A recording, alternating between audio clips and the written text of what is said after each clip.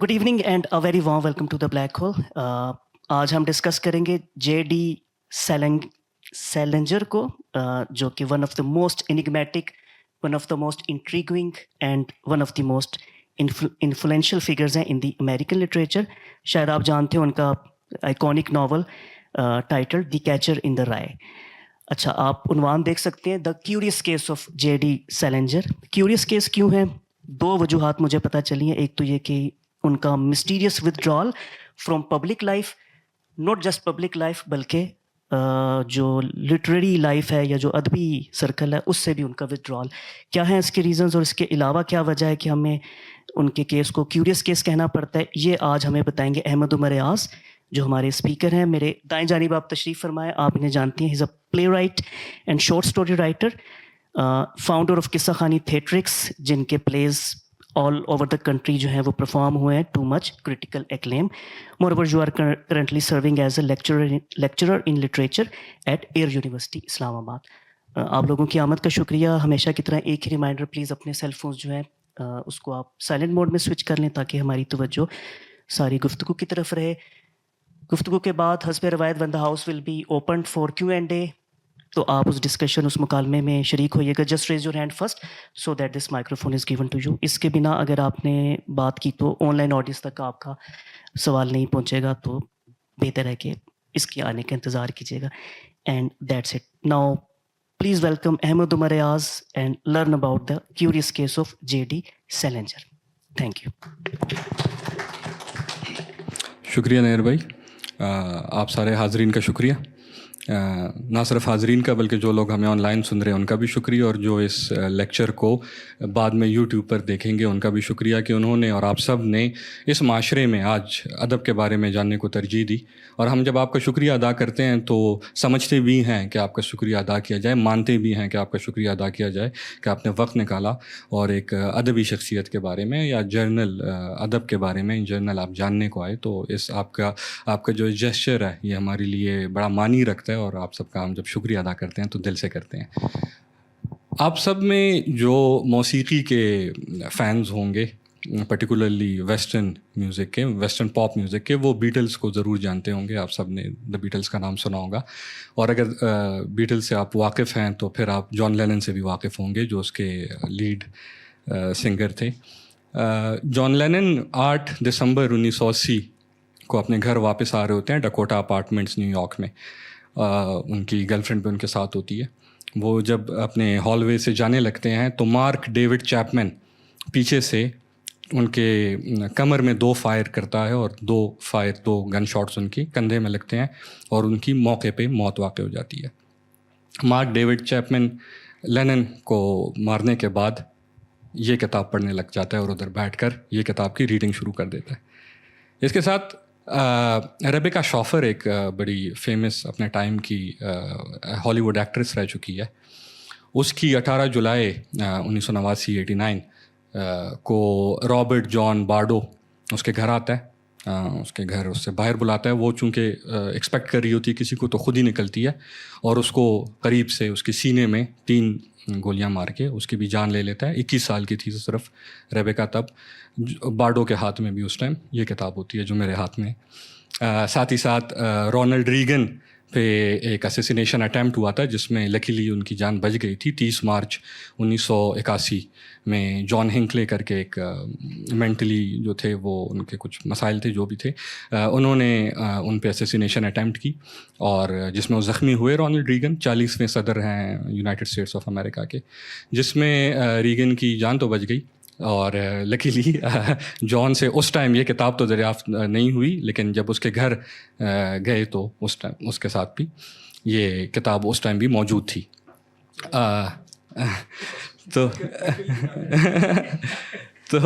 तो अब ये किताब क्या है, बड़ी मैंने शुरुआत ही इस वजह से की ताकि आपका इंटरेस्ट हासिल कर सकूं इस किताब के बारे में जानने। बड़े वाक़यात हैं तीनों अपने आप में, लेकिन किताब से भी ज़्यादा ज़रूरी मेरे नज़दीक जो है वो इसके लिखारी جے ڈی سیلنجر جن کا نام آپ دیکھ رہے ہیں بورڈ پر لکھا ہوا ہے، ان کے بارے میں تھوڑی بات کریں گے، ان کو تھوڑا یاد کریں گے اور اس کتاب کا ذکر کریں گے. یقیناً یہ دونوں جو ہے وہ کتاب اور شخص جو ہیں، شخصیت جو ہیں وہ جڑے ہوئے ہیں. ایک جسٹ میں ڈسکلیمر دیتا چلوں کہ اس کتاب کے اندر کوئی بھی ایسی وائلنٹ نہ کوئی ایکشن ہے، نہ کوئی ایسی تحریر ہے کہ جس سے وائلنس کو جو ہے وہ کسی قسم کی پروموشن ملے. لیکن اسی لیے اس کو ہم نے the curious case of J D Salinger کہا کہ ایک ایسی کتاب کہ جو اگر آپ اس کو پڑھتے ہیں تو فرسٹ ریڈنگ پہ آپ کو لگتا ہے کہ شاید یہ بچوں کے لیے لکھی گئی ہے، لیکن جو آپ اس کو شاید ریڈ کریں گے تو آپ کو اندازہ ہوگا کہ نہ صرف بچے بلکہ ہر عمر، ہر طبقے سے تعلق رکھنے والے لوگ جو ہیں وہ اس کو نہ صرف جانتے ہیں، سمجھتے ہیں، بلکہ ان کی پسندیدہ کتاب ہے. میں بڑے عرصے سے کتابیں پڑھتا ہوں، طالب علم ہوں ادب کا، اور اگر مجھ سے کوئی پوچھتا ہے کہ آپ کی فیوریٹ انگریزی کی کتاب کون سی ہے تو میں بڑی آسانی سے اس کا نام لے سکتا ہوں. تو یقیناً کتاب کے اندر تو کوئی چیز موجود نہیں ہے، لیکن وہ کیا وجوہات تھی کہ جن کی بنا پر یہ اسیسینیشن اٹیمپٹس اور اسیسینیشنز ہوئیں، اور اتنی ہائی پروفائل اسیسینیشنز، اس کے بارے میں تھوڑی سی بات کریں گے. لیکن سب سے پہلے J D Salinger American short story writer ہیں، افسانہ نگار ہیں پرائمریلی، اور دا کیچر ان دی رائے ان کا واحد ناول ہے، اور اس کے علاوہ انہوں نے ناول پبلش نہیں کیا ہوا، باقی ساری ان کے افسانے ہیں. یہ وہ رائٹر ہیں، کچھ رائٹر ہوتے ہیں جو کمرشل رائٹرز ہوتے ہیں، کچھ rائٹرز ہوتے ہیں جو پروفیشنل رائٹرز ہوتے ہیں، کچھ رائٹرز ہوتے ہیں جو صرف رائٹرز ہوتے ہیں. جے ڈی سیلنجر صرف لکھاری ہے. مجھے آج بھی ان کا جے ڈی سیلنجر نے اپنی کیریئر کی شروعات میں کافی ان کو ریجیکشنز ملی بہت پبلشنگ ہاؤسز کی طرف سے. تو ان کے استاد تھے، آپ میں سے شاید جانتے ہوں گے، اسٹوری میگزین کے ایڈیٹر وڈ برنیٹ، تو ان کو پڑھایا کرتے تھے. تو وڈ برنیٹ نے جب ان سے کہا کہ تم جو ہو وہ کیا تم مجھے صرف یہ بتا دو کہ جسٹ امیجن کہ اگر تمہاری پوری زندگی کوئی ایک بھی افسانہ یا کوئی ایک بھی کتاب نہ چھپ سکی تو کیا تم لکھتے رہو گے یا لکھنا بند کرو گے؟ سیلنجر نے جواب نہیں دیا، اس نے کہا آئی ڈو ناٹ نو. لیکن اس کے 7 سال بعد یا اس کے تقریباً کچھ سال بعد اس نے جب وڈ برنیٹ سو کہ سیلنجر اب بھی لکھ رہا ہے تو پھر یقیناً انہوں نے ان کو پبلشنگ کا موقع دیا. اس پہ بات کریں گے. یہ وہ لکھاری ہیں کہ جو جب بورڈنگ سکولز میں ہوا کرتے تھے اور ان پہ پابندی ہوا کرتی تھی کہ سو جائیں جب کرفیو لگ جاتا تھا، تو یہ بستر کے نیچے گھس کر فلیش لائٹ منہ میں پکڑ کر جو ہے وہ لکھا کرتے تھے. یہ وہ لکھاری ہیں کہ انہوں نے امریکن آرمی میں ورلڈ وار سیکنڈ میں سارے جتنے بھی لکھاری ہیں، ہیمنگ وے وغیرہ ملا کر، کٹ وینگاٹ ملا کر، جتنے بڑے لکھاری ہیں جنہوں نے ورلڈ وار سیکنڈ میں امریکہ کو ریپرزینٹ کیا گراؤنڈ پر، اس میں سب سے زیادہ سرو کیا ہوا ہے، سب سے زیادہ یہ آن فیلڈ رہے، تقریباً کم و بیش 4 سال تک یہ، اور بہت بڑے بیٹلز کا حصہ رہے. یہ نارمینڈی میں بھی تھے. یہ وہ رائٹر ہے کہ ان جنگوں کے دوران اپنے ساتھ جیپ کی بیک میں ایک ٹائپ رائٹر رکھا کرتے تھے تاکہ وہ لکھ سکیں. اور یہ وہ ٹائم پیریڈ ہے کہ جب یہ پبلشڈ نہیں تھے، ان کا کوئی کام پبلش نہیں ہوا تھا. تو اس سے آپ کو اندازہ ہوتا ہے کہ یہ اپنے آپ کے لیے لکھتے تھے، نہ کہ کسی اور شخص کے لیے، نہ کہ کسی اور وجہ کے لیے، نہ کہ پبلیکیشن کے لیے. تو اس وجہ سے میرے دل میں ان کی عزت جو ہے وہ کافی زیادہ ہے.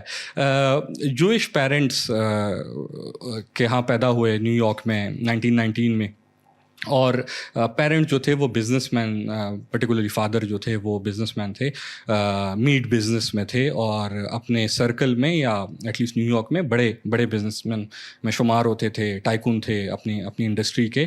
اور کبھی بھی انہوں نے نہیں چاہا کہ ان کا بیٹا جو ہے وہ لکھاری بنے. وہ چاہتے تھے کہ یقیناً ان کا بیٹا، اور وہ اپنے بیٹے کو دیکھ کر ان کو لگتا بھی یہی تھا، کیونکہ ڈراپ آؤٹ رہ چکے ہیں صاحب کافی اسکول سے، یونیورسٹیز سے، نیو یارک یونیورسٹی NYU سے ڈراپ آؤٹ رہے، اپنے کالجز میں کوئی سیمسٹر پورا نہ کر سکے، اسکول میں ایک پریپ اسکول کے ڈراپ آؤٹ رہے، اور کبھی ایک ریبیلیس ایٹیٹیوڈ رہا تھرو آؤٹ پوری زندگی. لیکن لکیلی پھر ان کو جو ہے finally he got into Columbia گئے یونیورسٹی، اور ادھر وڈ برنیٹ کے ساتھ جیسے میں نے ذکر کیا ادھر ان کی شاگردی میں رہے.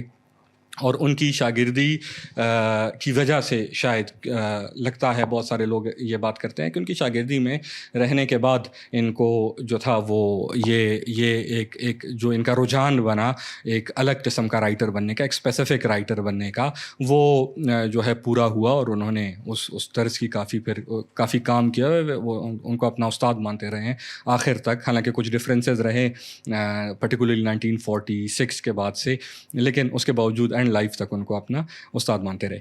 ایک انٹرسٹنگ بات جے ڈی سیلنجر کی یہ ہے کہ دا کیچر ان دی رائے جب شائع ہوا جولائی 1951 میں 51 میں، تو یہ اس ٹائم اپنے کیریئر کے عروج پہ تھے، آپ ایسا سمجھ لیں۔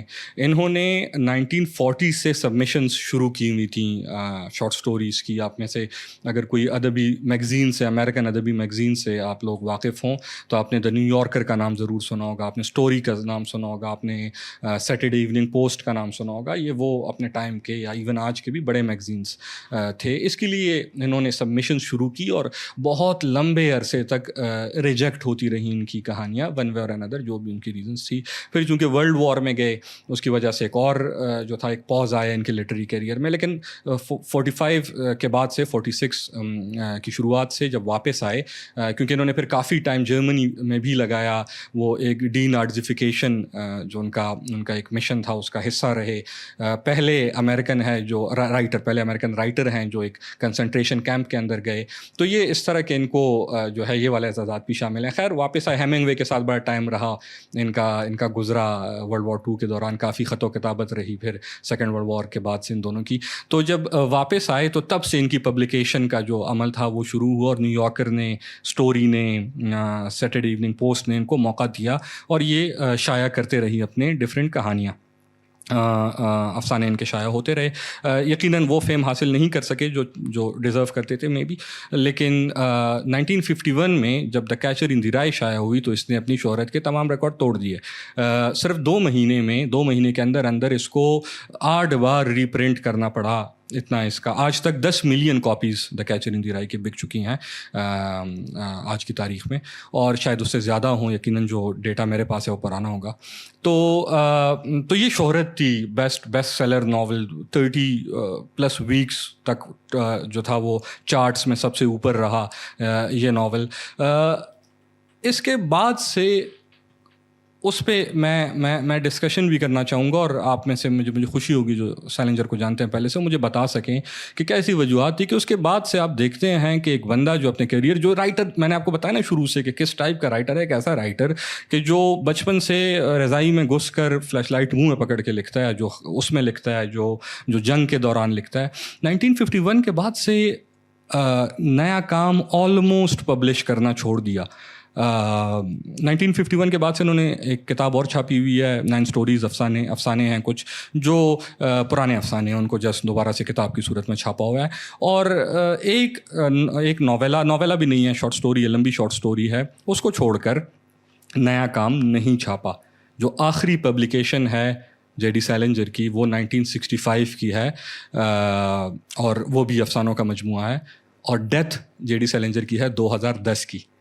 کم و بیش 45 سال تک انہوں نے نہ باہر کی دنیا سے کوئی تعلق رہا ان کا، نہ انہوں نے کچھ پبلش کیا، نہ ان کی کوئی پبلک اپیرنسز ہیں، نہ ان کے ایک انٹرویو ہے ان کا 1980 میں، سمویئر ان 1980s۔ اس کے علاوہ ان کا نہ کوئی پبلک اپیرنسز نہ ہونے کے برابر ہیں، اور 2010 میں نیچرل کازز کی وجہ سے ان کی جو ہے ڈیتھ ہے۔ انٹرسٹنگ بات یہ ہے، لکھنا نہیں چھوڑا۔ ان کے بیٹے کا میں انٹرویو دیکھ رہا تھا، میٹ سیلنجر کا، وہ کہہ رہے تھے کہ ان کے پاس اتنا زیادہ کام ہے پبلش کرنے کو کہ وہ ان سے ارینج نہیں ہو رہا۔ 2023 کا انٹرویو ہے ان کا، اور وہ کوشش کر رہے ہیں کہ کچھ آنے والے سالوں میں جو ہے وہ سیلنجر کا جو جتنا بھی ان پبلشڈ کام ہے، جو انہوں نے 65 آنورڈز لکھا ہوا ہے، 40-45 سال کا ٹائم پیریڈ ہے، اس میں جتنا کام ہے اس کو پبلش کیا جائے۔ تو یہ this is something which makes J D Salinger very very interesting اور influential. He is the successor of Fitzgerald in American literature. Fitzgerald کا یقیناً مداح بھی تھا, اور اس کو کہا جاتا ہے کہ فٹز جیرلڈ کے بعد اگر کوئی دوسرا بڑا امیریکن لکھاری آیا ہے اس جو پچھلی صدی ہے, اس میں بلا شعبہ جو ہے وہ جے ڈی سیلنجر بڑا لکھاری ہوگا. یقیناً ہمارے پاس بہت بڑے بڑے نام ہیں اس ٹائم پیریڈ کے, یوجین اونیل سے لے کر ہیمنگ وے تک, and then we have Fitzgerald. لیکن اس کے باوجود سیلنجر کا انفلوئنس بہت زیادہ ہے. آپ انفلوئنس اس سے اندازہ اس سے لگا سکتے ہیں کہ دا کیچر ان دی رائے کو بہت دفعہ, میں شاید نمبر ایگزیکٹ آپ کو نہ بتا سکوں, لیکن ری رائٹ کرنے کی کوشش کی گئی ہے. اس کے سیکولز لکھنے کی کوشش کی. ایک کلٹ ہے پراپر دا کیچرز کر کے, ان کو جو ہے وہ اس نام سے پکارا جاتا ہے.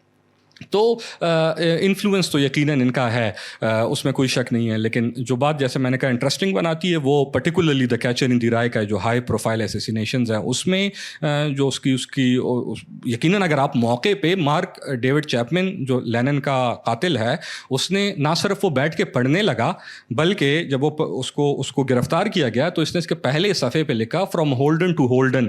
ہولڈن اس کے پروٹیگنسٹ کا نام ہے جو دا کیچر ان دی رائے ہے. From Holden to Holden this is my statement. یہ یقیناً بڑا وہ رکھتی ہے. مارک ڈیوڈ چیپمن خود کو اس سے آئیڈینٹیفائی کرتا تھا ہولڈن کافیلڈ کے ساتھ, جو انوسینس کا سمبل ہے. بائی دا وے, میں اگر آپ کو ہولڈن کافیلڈ کا تعارف بعد میں کراؤں گا تھوڑے, جب میں دا کیچر ان دی رائے کے اوپر آؤں گا, کیونکہ زیادہ گفتگو کتاب کے اوپر ہی ہوگی.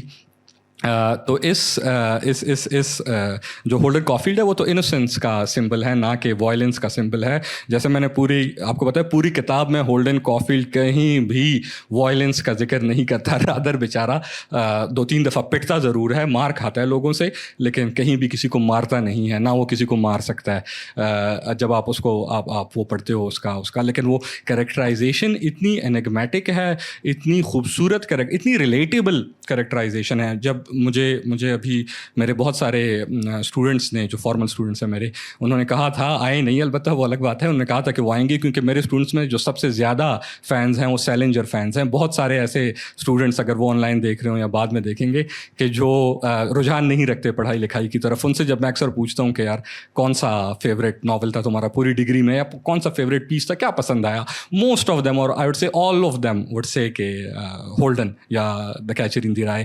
تو ویری ریلیٹیبل کیریکٹر. جب آپ اس کو, میں آپ پڑھ کے سناؤں گا آپ کو کچھ اس سے ہولڈن کی, جیسے ہولڈن بولتا ہے یا اس کی جو کیریکٹرائزیشن ہے. تو ہولڈن کے ساتھ یہ ریلیٹیبلٹی جو ہے اس کا انفلوئنس میں نے کہا بہت زیادہ ہے. لیکن ابھی سیلنجر کی لائف پہ ذرا تھوڑی سی اور بات کر لیں. سیلنجر کو اگر آپ دیکھتے ہیں تو اپنی لائف میں یہ تو میں نہیں کہہ سکتا کہ کیا وہ خوش تھے یا وہ نہیں تھے, لیکن اگر آپ لائف کو دیکھتے ہیں تو لائف ان کی پرسنل لیول پر ایک ڈسٹرب لائف دکھتی ہے, کیونکہ جمپ کرتے رہے ہیں ایک چیز سے دوسری طرف. ہی بیکیم اے بدھسٹ کچھ ٹائم پیریڈ کے لیے 1960 آنورڈ جب انہوں نے پبلیکیشن بند کر دی.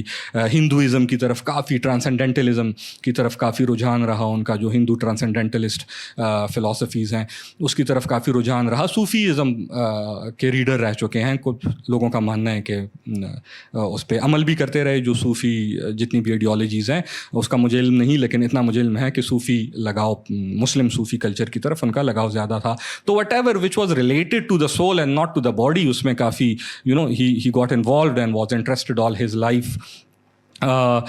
کافی ان کے 1980s میں این ہیملٹن نے ان کی بایوگرافی چھاپی, ان پہ کیس کر دیا کہ میری بایوگرافی تم نے کیسے چھاپی, پرسنل میں نہیں بتانا چاہتا ہوں کسی کو.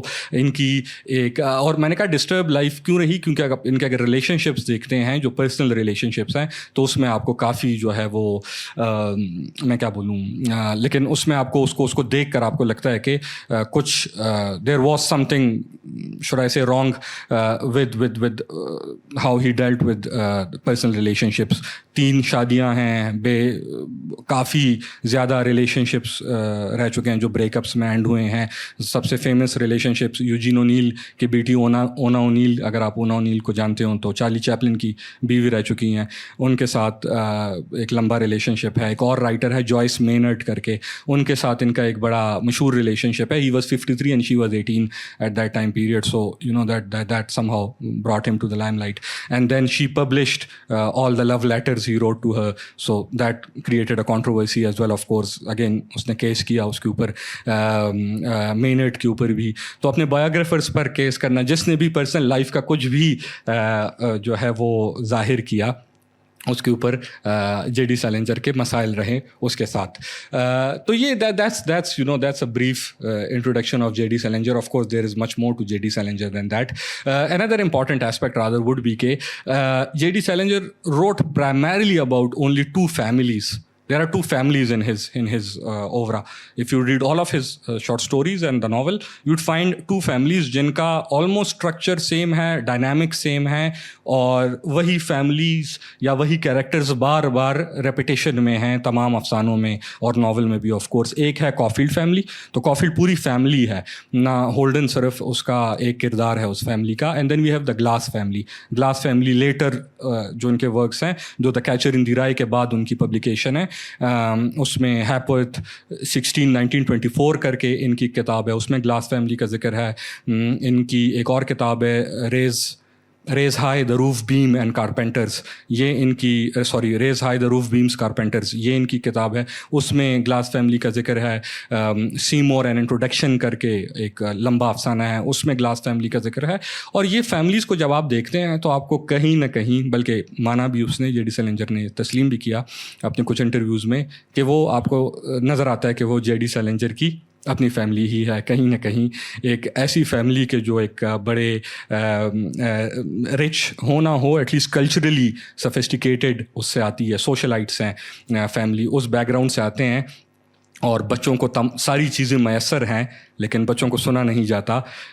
میں کل جب ریوزٹ کر رہا تھا دا کیچر ان دی رائے کو, اور مجھے پتہ چلا کہ سینکڑوں مرتبہ ہولڈن جب اپنی بات سٹارٹ کرتا ہے اس ناول میں, فرسٹ پرسن نریشن میں لکھی گئی ہے, تو وہ بات کرتا ہے he starts his dialogues with listen listen listen, and you know ہر ڈائلاگ لسن سے اسٹارٹ ہوتا ہے بیکاز ہی ریئلی وانٹس کہ سنیں کوئی اسے. And same goes for the glass family as well, not a broken family, not a dysfunctional family, but rather a family of interesting people, high achievers. Of course, I mean, Salinger is a high achiever. His parents were high achiever, at least in their fields, their respective fields. So یہ, اور اس میں بھی ہولڈن جیسی الٹر ego ہے, بڑی glass کر کے character ہے جو ان کا دوسرا بیٹا ہے, وہ بڑا آئیڈینٹیفائی کرتا ہے ہولڈن اس کے ساتھ, سیلنجر اس کے ساتھ اپنے آپ کو. اور ہولڈن تو سیلنجر ہی ہے, وہ تو اس کو ایکسیپٹ بھی کر چکا ہے کہ ہولڈن جو ہے وہ سیمی آٹوبایوگرافیکل نہیں ہے بلکہ ہی از این آٹوبایوگرافیکل کیریکٹر. تو آپ کو, اور ہولڈن بھی پھر آپ کو through out, in fact the first story جو ایکسیپٹ ہوئی تھی نیو یارکر میں, جو انہوں نے پبلش نہیں کی, بعد میں ورلڈ وار سیکنڈ اسٹارٹ ہو گئی تھی, and they did not publish that story. It's called Slight Rebellion of Madison. وہ اس میں ہولڈن پہلی مرتبہ آتا ہے, ایک 16 سال کا لڑکا جو ہے وہ ایک اور اپنی عمر کی ایک لڑکی سے جو ہے اس کو بلاتا ہے ایک ڈیٹ پر, اور ان کی ڈیٹ کی ایک انوسنٹ سی کہانی ہے, دیٹس اٹ. وہ کہانی پہلی مرتبہ پبلش, نیو یارکر نے پہلی کہانی تھی جو تقریباً کوئی ان کی 7-8 ریجیکشنس کے بعد جو ہے وہ سلیکٹ کی, ایکسیپٹ کی rather, but second world war start ہوئی, نہیں پبلش کی, اور سیکنڈ ورلڈ وار کے بعد 46 میں جا کے یہ کہانی جا کے ان کا افسانہ جو ہے وہ پبلش ہوا. ساتھ ہی ساتھ بہت ساری ایسی کہانیاں ہیں جس میں آپ کو ہولڈن کسی نہ کسی صورت میں نظر آتا ہے. The last and the best of Peter Pans کر کے کہانی ہے جس میں ہولڈن ایک کیریکٹر ہے, نہ صرف ہولڈن بلکہ the whole Caulfield family. So Caulfield family کیا ہے؟ کافیلڈ فیملی میں we have the 2 parents, then we have 4 جو ہے سبلنگز ہیں, چلڈرن ہیں ان کے. اس میں نام تھوڑے سے ڈفرینٹ ہے, مطلب بہت ساری کہانیوں میں جو ایلڈسٹ سن ہے اس کو ونسٹ کر کے پکارا گیا ہے, لیکن ادھر وہ ڈی بی کے نام سے ہے, ڈی بی اس کو بولا جاتا ہے, اور ڈی بی از ونسٹ. ساتھ ہی ساتھ ہولڈن ہے, ہولڈن کا نام ہولڈن ہی ہے ہر کہانی میں. جو دوسرے نمبر پہ ہولڈن سے چھوٹی بہن ہے Phoebe Caulfield, and then we have Allie Caulfield as well. Allie جو ہے وہ سب سے چھوٹا بچہ ہے جو مر چکا ہے کینسر کے ہاتھوں. سارے ہائی اچیورز ہیں. ڈی بی جو ہے وہ نہ صرف ویٹرن ہے ورلڈ وار کا, بلکہ آپ کو ہر ناول میں کہیں نہ کہیں ڈی بی جو ہے وہ ملتا ہے, ہر افسانے میں ڈی بی کہیں نہ کہیں ملتا ہے. کسی میں وہ پبلشڈ آتھر ہے بڑا, کسی میں وہ ہالی ووڈ, اس میں وہ ہالی ووڈ کے لیے فلمیں لکھتا ہے, اور اس کو سخت ناپسند ہے ڈی بی کا, ہولڈن کو ڈی بی کا کام کہ وہ ہالی ووڈ کی فلمیں لکھتا ہے. میں آپ کو پڑھ کے بھی سناؤں گا, لیکن پھر بھی بار بار ذکر کرتا ہے کہ اگر مجھ سے کبھی میرا فیوریٹ رائٹر پوچھو گے تو میں کہوں گا کہ ڈی بی. اور ایلی جو ہے وہ چھوٹا ہے لیکن شاعر ہے, وہ اپنی ڈائری لکھتا ہے, شاعری اس میں کرتا ہے. ساتھ ہی ساتھ فیبی بھی جو ہے وہ ڈائری لکھتی ہے اور وہ بھی شاعری کرتی ہے. اور ہولڈن ہمسیلف آف کورس JD سیلنجر ہے. وہ ہولڈن ہر اسکول فیل کرتا ہے, ہر جدھر جاتا ہے وہ فیلئر ہی کا اس کو سامنا ہوتا ہے. ایک چیز میں وہ فیلئر نہیں ہے اور وہ ہے رائٹنگ. تو ہیز اے بریلینٹ رائٹر. تو ہائی اچیورس کی فیملی ہے, جیسے میں نے کہا, کافیلڈ فیملی بھی اور گلاس فیملی بھی, دونوں فیملیز ہائی اچیورز ہیں. تو آپ کو ہولڈن کسی نہ کسی ایک کہانی ہے, مجھے غالباً ایگزیکٹ نام میں نہ لے سکوں, I guess it's the last day of the last furlough, جس میں ہولڈن مر چکا ہے ورلڈ وار سیکنڈ میں جا کے. وہ ورلڈ وار سیکنڈ میں لڑ رہا ہوتا ہے اور مر چکا ہے اس میں جا کے. ایک کہانی ہے جس میں ونسٹ یا ڈی بی جو ہے وہ مر چکا ہے. تو آپ کو تھرو آؤٹ یہ کردار ملتے ہیں جو ڈفرینٹ کہانیوں میں ڈفرینٹ جگہوں پہ, اور اس کی کمپائلیشن جو ہے ان تمام کرداروں کی, یا جو ایک بڑی تحریر کی صورت میں سامنے ہے, وہ دا کیچر ان دی رائے میں یہ سارے کردار ہمیں ملتے ہیں. تو that's JD Salinger, for you someone کہ جو اپنے ہر ایسپیکٹ میں لائف کے کچھ مختلف کرتے ہیں, اور مختلف ہے وہ تمام کردار. JD سیلنجر کے جتنے پروٹیگنسٹس ہیں وہ ٹین ایجرز ہیں, اگر تمام نہ صحیح تو آلموسٹ بہت سارے, جتنے ایٹ لیسٹ میں جانتا ہوں وہ سب کے سب ٹین ایجرز ہیں. اور سب کا ایک ہی مسئلہ ہے جو ہولڈن کا بھی ہے, بڑے نہیں ہونا چاہتے. To preserve the innocence is what I was talking about, کہ if I would grow up, I'd become corrupt, morally corrupt at least, if not otherwise. And growing up is moral corruption is what you would find in all of the stories in The Catcher in the Rye particularly. آتا ہوں The Catcher in the Rye کی طرف, اس کی بات کرتا ہوں کیونکہ یہ وہ ناول ہے جس نے شہرت بھی کمائی, جیسے میں نے بتایا کہ چارٹس میں رہا, نمبرز جو اچیو کیے, بیسٹ سیلر رہا. لیکن پھر جہاں سے میں نے سٹارٹ کیا اپنی اسٹاک کا, کہ کیسے اتنے 3 بڑے ہائی پروفائل کیسز, اسیسینیشنز اٹیمپٹس کے, اس میں موقع پر 2 میں سے موقع پر پائی گئی یہ کتاب. پھر تھرو آؤٹ ہسٹری بین ہوتی رہی. امریکہ میں بین رہی, بہت لمبے عرصے تک بین رہی, آف اینڈ آن. بہت سارے ٹیچرز کو جو پڑھاتے تھے یا کورس میں یہ کتاب تھی, ان کو کچھ کو فورس ریٹائرمنٹس لینا پڑی, کچھ کو جو ہے وہ نوکری سے فارغ کر دیا گیا.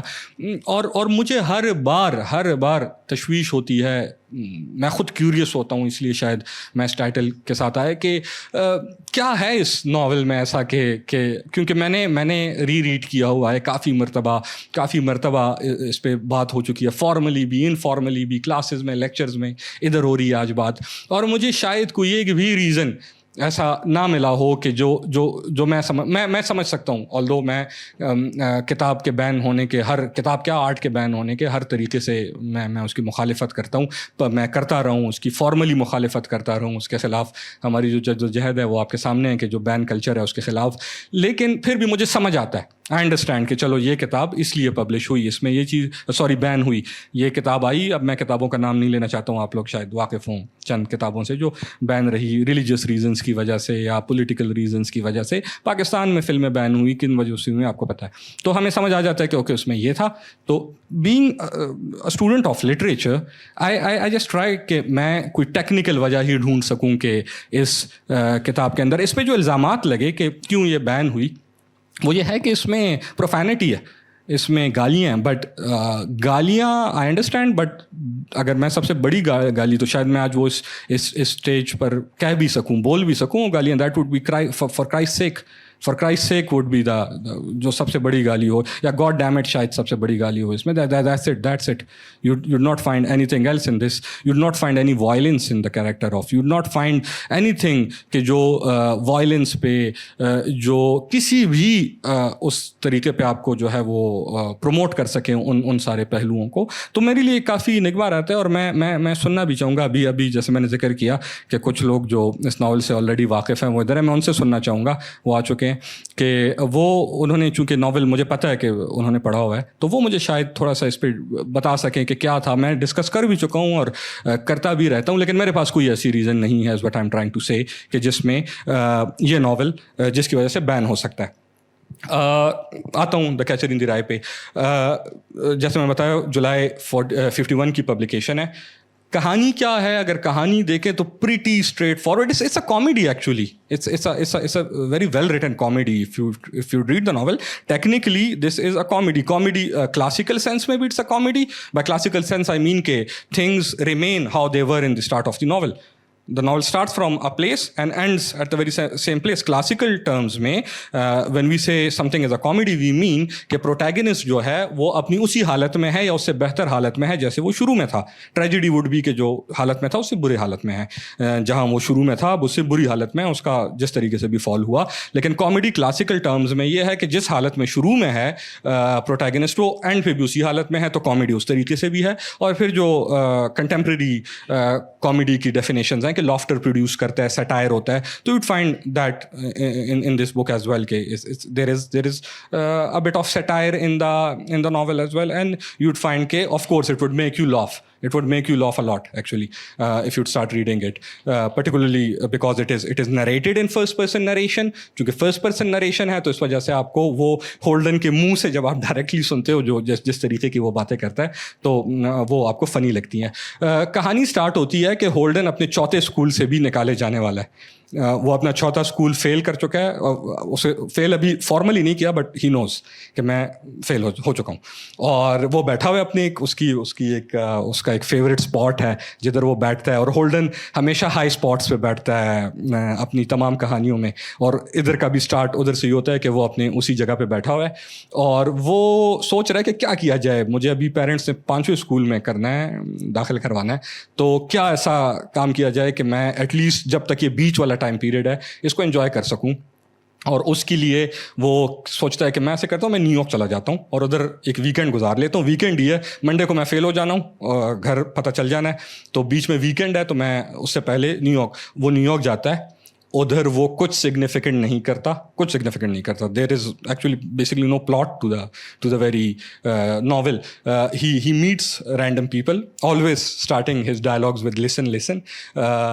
اس میں مختلف لوگ شامل ہیں. ایک کچھ ایکس ٹیچرس کے پاس جاتا ہے, فارمر ٹیچرس کے پاس جاتا ہے, کچھ جو ہے کیب ڈرائیور سے باتیں کر رہا ہے, اپنی ایک ایکس گرل فرینڈ سے کال کر کے بات کرتا ہے, اس کو بلاتا ہے, ایک سیکس ورکر کے ساتھ ملاقات کرتا ہے, اس کو بھی وہ بھی بڑا انٹرسٹنگ واقعہ ہے کہ اس سے کس طریقے سے ملتا ہے, اور that's it.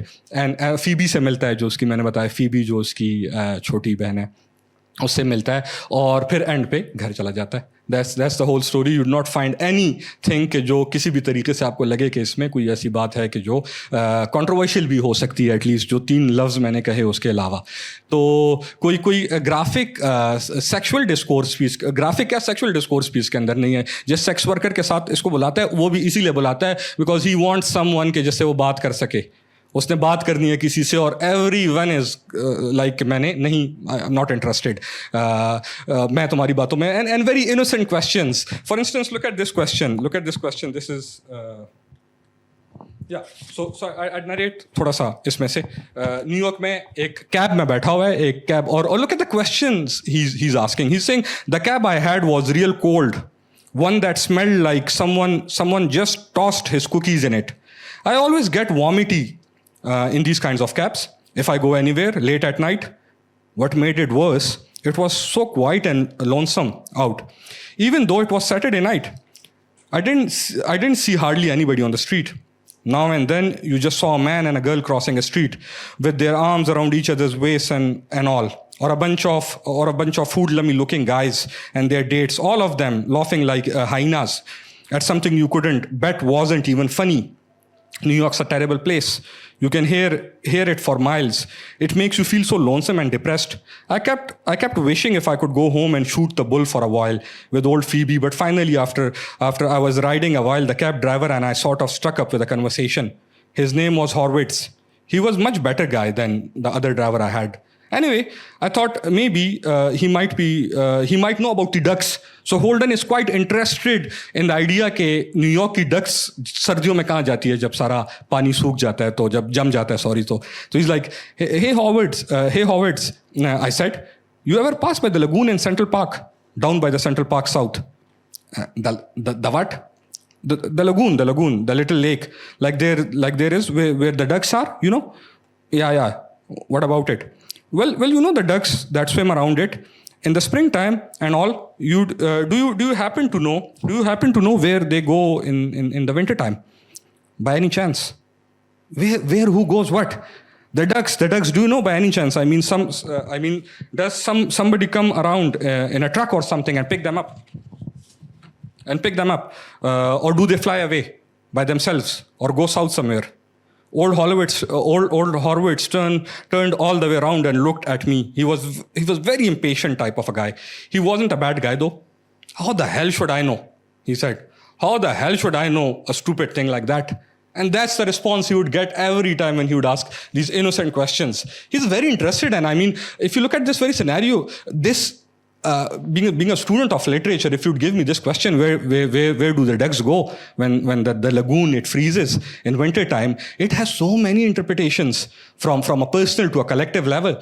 You can interpret this very question in so many ways, and you'd find कि वो हर जगह इसी type के conversations करना चाहता है सबके साथ वो ये बातें करना चाहता है और उसे ये बात किसी से भी उसे ये जवाब किसी से भी रिटर्न में नहीं मिलता जो वो सुनना चाहता है. खैर तो ये न्यूयॉर्क में उसका टाइम गुजरता है और फिर वो घर चला जाता है. As I said, that's the whole novel. और इसी तरह की conversations आपको throughout इस novel में मिलेंगी जिन 5-6 characters से वो मिलता है during the course of this novel. Interesting thing is, novel शुरू कहाँ से होता है? There is a prologue and epilogue to it. And in the prologue, although Holden never mentions, but you somehow can guess कि वो किसी mental asylum में है. उसके पेरेंट्स ने रादर उसको चौथी बार स्कूल भेजने की बजाय 5वीं बार उसको एक मेंटल असाइलम में या एक इंस्टीट्यूट में वो कर दी. और एंड पे भी वो यही कहता है कि मैं अभी जब एपिलॉग होता है तो वो कहता है कि मैं आपको जो है वो मैं इधर ही हूँ और मुझे लग रहा है कि मैक्सिमम मैं नेक्स्ट सितंबर में 5वीं स्कूल जाने वाला हूँ. तो दैट्स समथिंग जो तमाम चीज़ों को the very epilogue the prologue and the epilogue as well, they turn the whole novel on its head actually when you somehow start reading the novel in that very context. कि जब आप उस context में इसको पढ़ते हो तो then आपको कैरेक्टर पूरा बदल जाता है आपका. मैं ज़रा स्टार्ट पढ़ना चाहूँगा इस नॉवल का. The start is quite interesting. उसमें आपको अंदाज़ा होता है the prologue to it. If you really want to hair about it, this is the first line. If you really want to hear about it, the first thing you'd probably want to know is where I was born and what my lousy childhood was like and how my parents were occupied and all before they had me and all that David Copperfield kind of crap. But I don't feel like going into it. If you want to know the truth, in the first place, that stuff bores me. And in the second place, my parents would have about 2 hemorrhages apiece if I told anything pretty personal about them. They are quite touchy about anything like that, especially my father. They are nice and all. I'm not saying that they are bad people, but they are also very touchy as hell. Besides, I'm not going to tell you about my whole goddamn autobiography or something. I'll tell you about this madman stuff that happened to me around last Christmas, just before I got pretty run down and had to come out here and take it easy. I mean, that's all I told DB as well. And he's my brother, you know DB and all. He's in Hollywood. He comes over and visits me practically every week. He's going to drive me home when I go home next month, maybe.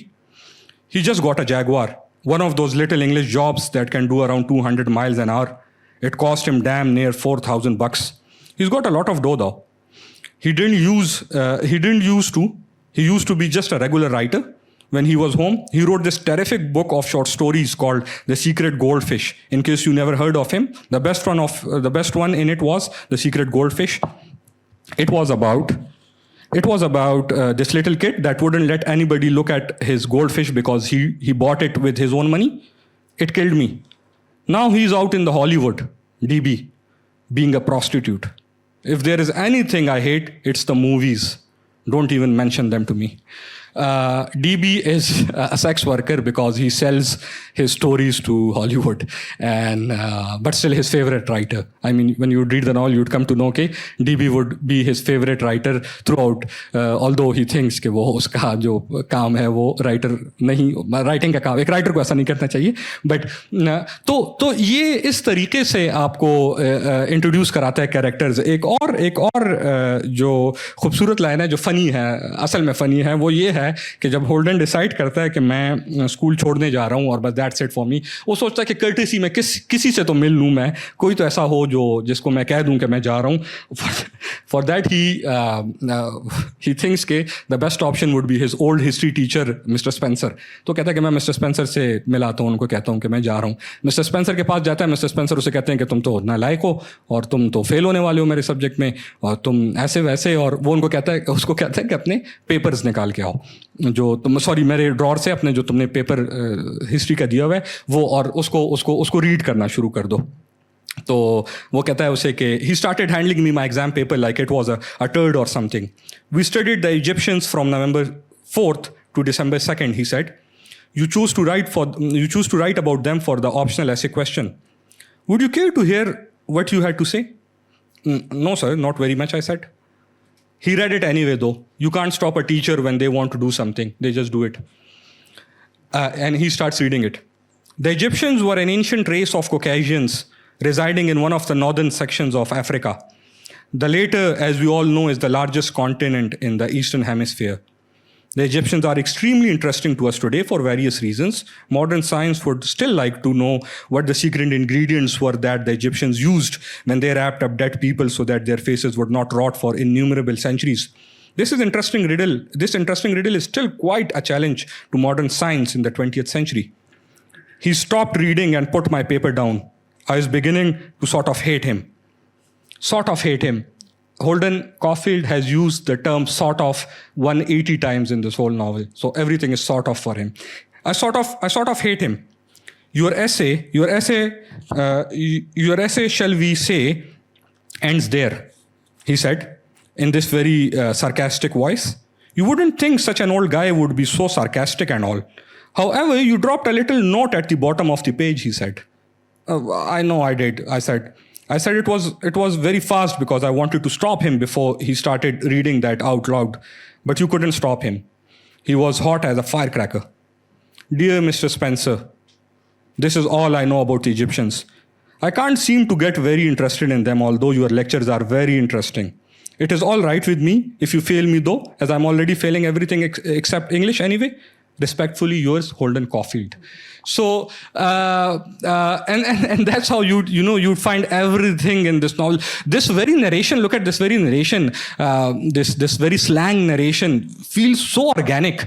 I mean, अगर holding को third person में शायद लिखता तो वो artificial sound करता holding, लेकिन holding का जो नरेशन अपने आप की नरेशन है वो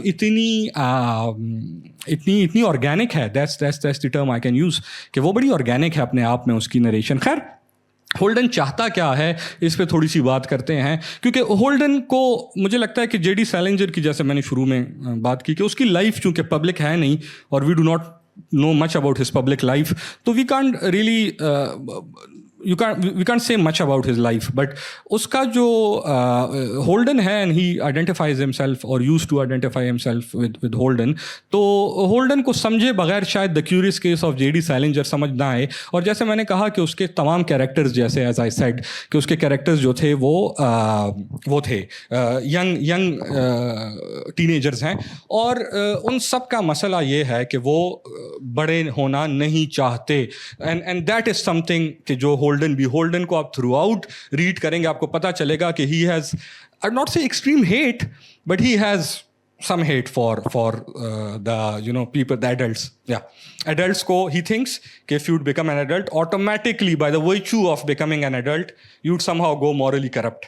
And that's the whole enigma of being an adult, کہ اگر آپ بڑے ہوں گے, آپ عمر آپ کی زیادہ ہوگی, تو آپ کو جو ہے وہ مورل کرپشن آپ کے اندر آئے گی. اور وہ کسی طریقے سے چاہتا ہے کہ خود کو اور چھوٹی بہن جو ہے فیبی, جس کا میں نے ذکر کیا, فیبی کو بڑے ہونے سے روک لے. اور یہ یقیناً اس کے لیے پاسبل نہیں ہے. اور جو یہ کنفیوژن ہے, یا کنفیوژن سے بھی زیادہ پیراڈاکس ہے ایک ریالٹی کا, وہ کہیں نہ کہیں ہولڈن کو اٹ ڈرائیوز ہولڈن میڈ. مطلب he is somehow, I'd not say mad, but he is mentally depressed. So whenever I discuss this novel in the class, تو میں ایک چیز کرتا ہوں, ابھی I can't do it here, is I'd display some symptoms of clinical depression. I'd show some symptoms of clinical depression, particularly in teenage boys, and from authentic sources, of course. And when you'd read, if you have already read the novel, and when you'd read those symptoms, you'd be like کہ یہ تو میں شاید ہولڈن کی characterisation لکھ رہا ہوں. And that thing is so subtle. اتنا سٹل ہے اس کا جو یہ اس کا ڈپریشن ہے. And then not just depression, he's ایک بہترین کیس اسٹڈی ہے for ADHD as well. If you then again see ADHD in teenage boys, you'd find کہ یہ تو ہولڈن کی exactly ہولڈن کی کریکٹرائزیشن ہے, کہ وہ یہی سب کچھ تو کرتا ہے. وہ اس کو اٹینشن کیسے چاہیے, وہ اس کو کیا اس کے مسائل ہیں, وہ اسکول میں کیسے پرفارمنس ہے, اس کا پیرنٹس کے ساتھ کیا رشتہ ہے, وہ اپنے نارمل لائف میں کنورسیشن کیسے کرتے ہیں. Even if you look at the narration and then the themes, the thematic tendency of Holden Caulfield is quite dark in journal. Like for instance, look at this very passage from The Catcher in the Rye. He says, when you are dead, they really fix you up. I hope to go to hell when I do die. Somebody has sense enough just to dump me in the river or something. Anything except sticking me in a goddamn cemetery. People coming and putting a bunch of flowers on your stomach on Sunday and all that crap. Who wants flower when you are dead? Nobody. And you'd find کہ یہ throughout اس طرح کے, اور this is something which would just pass when you'd reading, because یہ is so because it's a modern novel, so you'd find the modern techniques in it, because of course Salinger is a very skilled writer, so it's not just کہ اس نے اپنی autobiography لکھ لیا, کچھ بھی لکھ لیا. Eventually it's a novel, and you'd see the techniques of, so the technique primarily used here is stream of consciousness, something which is very prevalent in during the modern time periods, and from writers such as James Joyce and then Virginia Woolf, you'd see a lot of stream of consciousness. The story, it would go forward and then it would move backward in the minds of the protagonists or the characters. So you'd see stuff from their eyes, and then you'd hear whatever is going on inside their heads. So this is something which rather probably is going inside his head. You'd find a lot of stream of consciousness, this fragmented stream of consciousness. He might be in the middle of a conversation with Sally, his ex-girlfriend, or with Sunny, the sex worker, or someone else. But and then ekdam se he would be ke main jo hu, I do not get the point of putting flowers on a dead person's grave. مجھے یہ سمجھ نہیں آتا. At times he would want to vanish. This is a recurring motif in the novel کہ وہ vanish ہونا چاہے گا, throughout وہ چاہے گا میں existence سے vanish ہو جاؤں, but that thing would pass. It would just subtly flow away, and you would come to know کہ یہ جو ہے یہ تو وہی سمٹم ہے جس کی میں بات کر رہا تھا, دا ٹینیج ڈپریشن والے سمٹمز یا دا ADHD والے symptoms.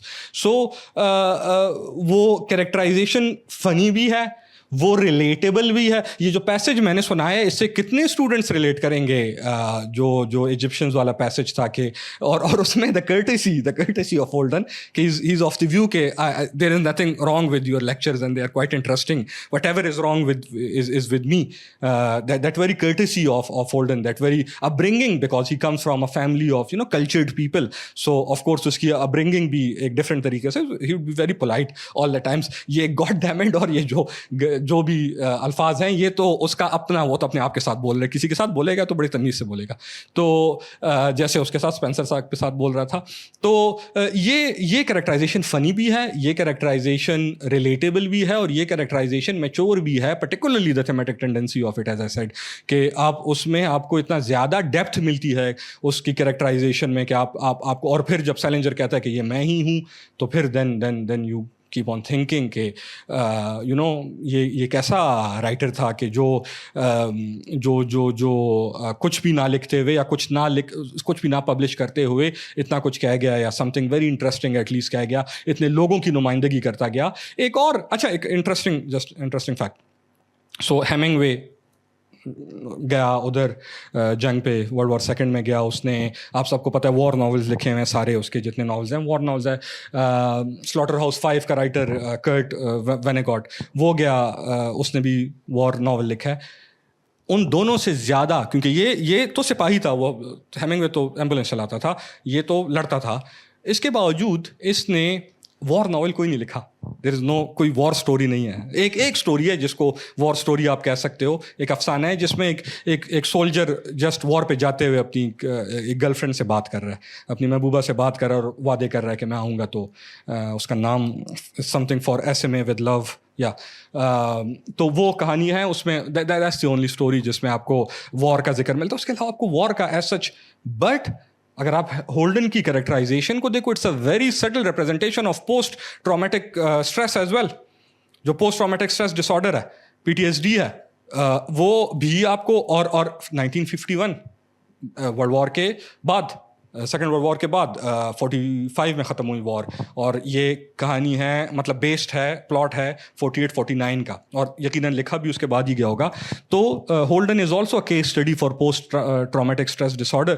But the problem again is کہ you not rather a problem, but the interesting thing is کہ you would not find کہ اور he would not look like a depressed person at least. وہ sound کرے گا, کیونکہ sound, میں اس کی سن رہا ہوں باتیں, میں وہ بندہ ہوں جس کو لسن کر کے وہ سنا رہا ہے, میں اس کا آڈینس ہوں, میں اس کا ریڈر ہوں.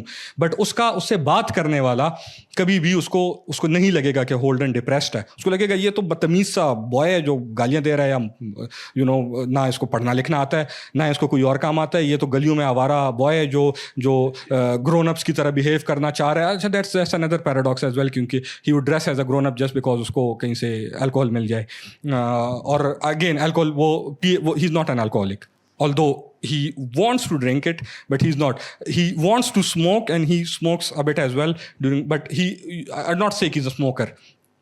جیسے کہ he goes to a sex worker, but of course he is not, ایک وہ نہیں ہے ریگولر, ایسا بندہ نہیں ہے جو سیکس ورکرس کو وزٹ کرے گا.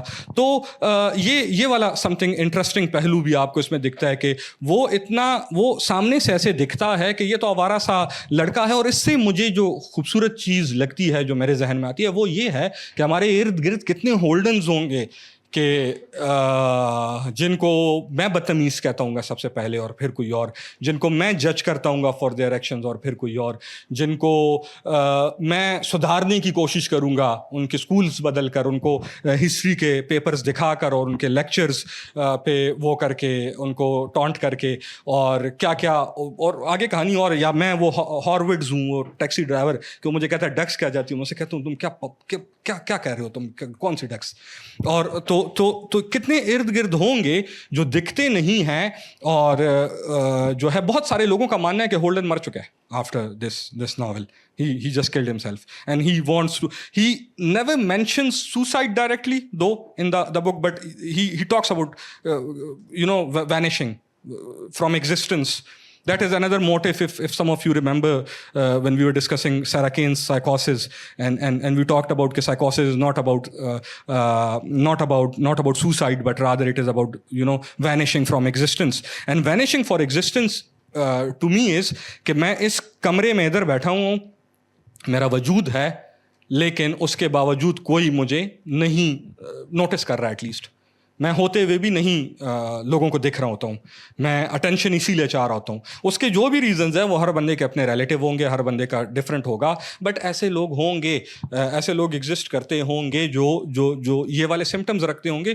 تو مجھے لگتا ہے کہ اس میں رادر دین کہ اس کی اتنی یہ اس کو جو نوٹوریس اس کی جو रेपुटेशन है, पर्टिकुलरली जो किलिंग्स के साथ इसकी वाबस्तगी है, उससे हट कर अगर इसको इन मेंटल इलनेस के गिर्द एक केस स्टडी के तौर पे देखा जाए, और यकीनन देखते भी हैं, ऐसा नहीं है, बहुत सारी रिसर्चेज हो चुकी हैं फॉर्मली, मेरे साथ जो स्टूडेंट्स पढ़ते हैं उसमें से MS का राइट नाउ एक होल्डन की कैरेक्टराइजेशन पे रिसर्च चल रहा है मेरे साथ ही साथ जो है वो बैचलर्स में बहुत सारे लोग करते रहे हैं इस पे, इन्हीं टॉपिक्स पे के होल्डन की case study, holding as a case study for this disorder, for that disorder, for this disorder, and you see के यार होल्डन कहीं से भी आपको, अगर होल्डन एज अ पर्सन आपको मिलेगा तो उसमें कोई आपको सिम्टम नज़र नहीं आएगा। खैर दोबारा उसी तरफ के बड़े नहीं होना चाहता, होल्डन बड़ा नहीं होना चाहता।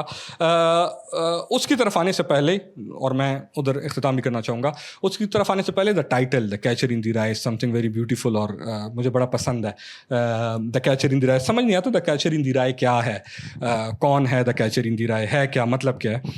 राय गालिबन मुझे एग्जैक्टली नहीं पता, बट इट्स आई गेस बाजरा होता है या बाजरे जैसा कोई खेत होता है, कोई ग्रेनी खेत है, मुझे नहीं पता, बट ऊंचा खेत है। उर्दू में उसको क्या बोलते हैं मुझे नहीं पता, अंग्रेजी में तो राय है, ऐसे ऊंचा करके खेत होता है। उसमें ये दरअसल Robert Burns, you all know Robert Burns, और most of you might, Scotland का नेशनल पोइट है Robert Burns, romantic poet from the first generation of romantic poets Robert Burns. उसका एक फोक सॉन्ग है, coming through the Rai, or it has a lot of sexual connotations to it. Of course, when you think of a khet, you think of two lovers. You can think of all the sexual connotations attached. So it's coming through the rye. Will a body kiss a body coming through the rye? If a body meet a body coming through the rye, will a body something like that. मैं पूरा मुझे याद नहीं है। तो वो अगर दो bodies उसके बीच मिलेंगी एक खेत में जो ऊंचा होगा, उस will a body kiss a body, will a body drag a body, आपको इस तरह वो सारा ये उस नज़्म में मिलता है। होल्डन न्यूयॉर्क से जाते हुए किसी को ये गाते हुए सुनता है ये नज़्म जो है, और उसे लगता है कि ये एकदम ही स्नैप्स जैसे इसमें जा रहा है, एंड ही इमेजिन्स हिमसेल्फ उसी फील्ड, उसी टॉप पे। मैंने आपको बताया शुरू में कि ये टॉप्स पे बैठता है, हिल्स पे बैठता है, उधर से नीचे चीज़ों को देखता है। ही imagines himself sitting on that very हिल, उस पे वो बैठा हुआ है, और ही थिंक्स कि शायद इसका मतलब ये है कि चूंकि राय की फील्ड में लोगों को एक दूसरे लोग नज़र नहीं आते, तो अगर यही राय का फील्ड उस हिल पे हुआ और इसमें बच्चे खेल रहे हुए, क्योंकि उधर तो बच्चे खेलते हैं अक्सर, अगर बच्चे खेलते हुए आए और राय का फील्ड हुआ तो नीचे गिर सकते हैं, तो I would be the one कि जो उनको बचाएगा। I'd become the catcher in the rye. I'd catch them. मैं उनको catch करूँगा, and look at this passage. This is a very famous passage. In fact, the most famous passage would be this one. Anyway, I keep picturing all these little kids playing some game in the big field of rye and all. Thousands of little kids and nobody's around, nobody big. I mean, except me. Acha, he's just 16, by the way. Thousands of little kids and nobody's around, nobody big. I mean, except me. And I'm standing on the edge of some crazy cliff. What I have to do? I have to catch everybody. If they start to go over the cliff, I mean, if they are running and all, they don't look, and they don't look where they are going, and I have to come out from somewhere and catch them. That's all I do all day. I'd just be the catcher in the rye and all. I know it's crazy, but that's the only thing I'd really like to be. So he thinks of him. That's the irony of Holden Caulfield, by the way. He thinks of himself as the catcher in the rye. In fact, he is a catch in the rye. He needs to be, caught while going off the cliff. He wears a hunting cap, red hunting cap.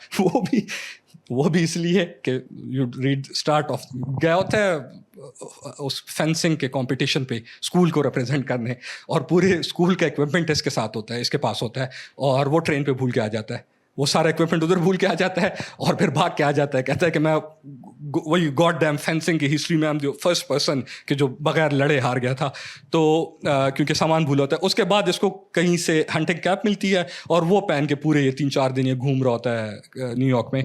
तो hunting cap for me is the symbol of the catcher in the राय, कि उसका वो symbolic representation है। और and पे क्या होता है वो बड़ा इंटरेस्टिंग है। फीबी اس سے چھوٹی ہے لیکن فیبی تھرو آؤٹ اس کو سمجھاتی رہتی ہے کہ جو تم ہو وہ فار ایگزامپل دا کیچر ان دی رائے کا اوریجنل مطلب بھی فیبی ہی سے بتاتی ہے. جب یہ فیبی کو بول رہا ہوتا ہے, فیبی کو کہتا ہے کہ میں دا کیچر ان دی رائے ہوں, اسے کہتا ہے دا کیچر ان دی رائے کا یہ والا مطلب ہے, یہ ایسے ویسے وہ اس کو سمجھاتی ہے. اس کی سیلنجر کی اپنی ایک ہی بہن ہے جو بڑی ہے اور کافی سمجھاتی رہی ہے سیلنجر کو بھی. ادھر اس کی بہن ایک ہی ہے لیکن چھوٹی ہے اس سے.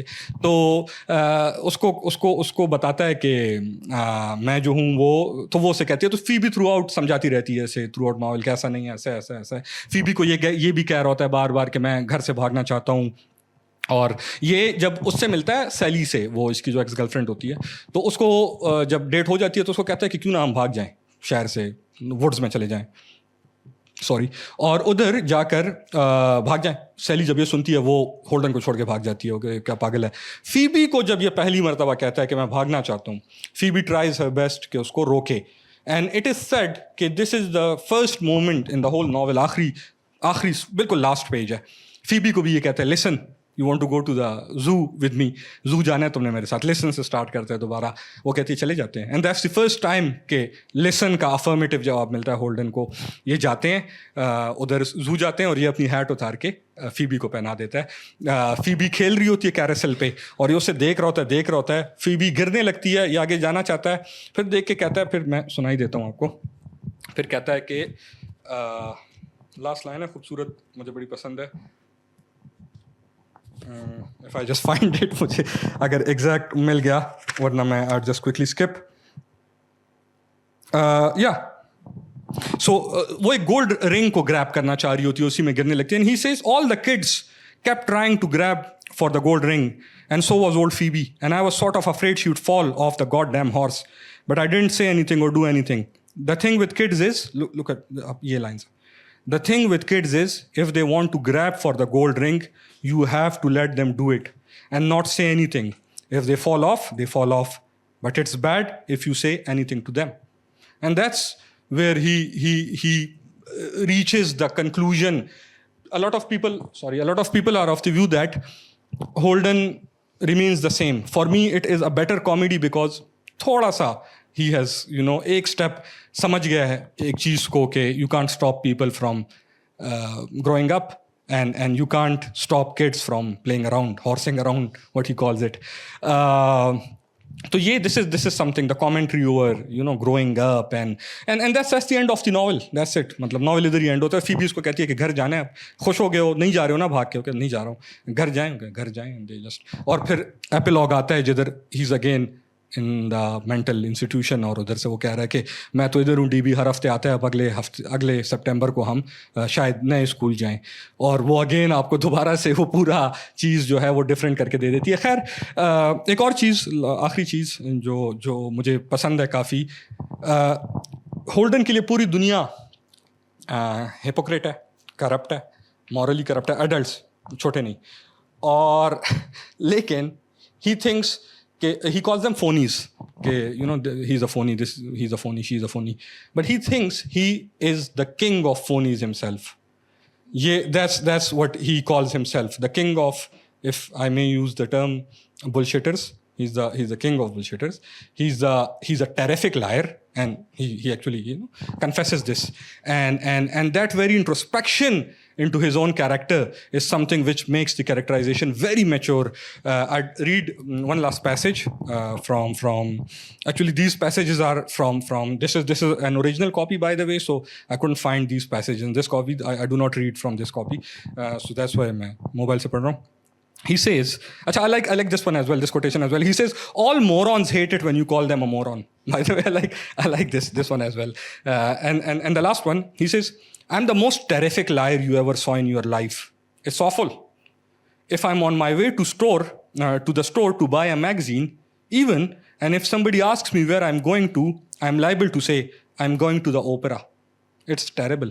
And this very idea sorry this very characterisation कि जो इतनी इंट्रोस्पेक्टिव भी है, इतनी ओपिनियनेटेड भी है. By the way he is an unreliable character. हम ऐसे कैरेक्टर को अनरिलायबल कहते हैं. We can not take his word because he is first person narrator. तो हम उसको उसके वर्ड को ट्रूथ के लिए नहीं ले सकते. वी कांट से कि ये जो कह रहा है ये ट्रू है, but at least we can somehow consider what ever he says कि ये ट्रू फॉर हिमसेल्फ है. जो ये कह रहा है तो इसके लिए ठीक है, हमारे लिए. और मुझे लगता है कि अगर हम सारे, if all of us would remain true to our selves, तो शायद एक ऐसा माशरा बने जिसमें बर्दाश्त हो, जिस एक ऐसा माशरा बने जिसमें दूसरे को एक्सेप्ट करना हो. लेकिन अगर हम दूसरों के काम में you let them play. If they fall off, you let them fall off.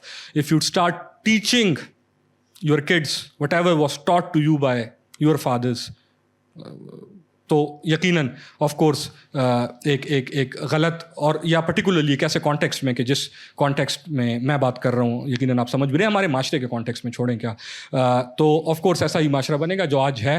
तो you let people be themselves. और मुझे लगता है कि सैलेंजर का भी जो पब्लिक लाइफ से जाना है उसमें बड़ी रीजंस हो सकती हैं.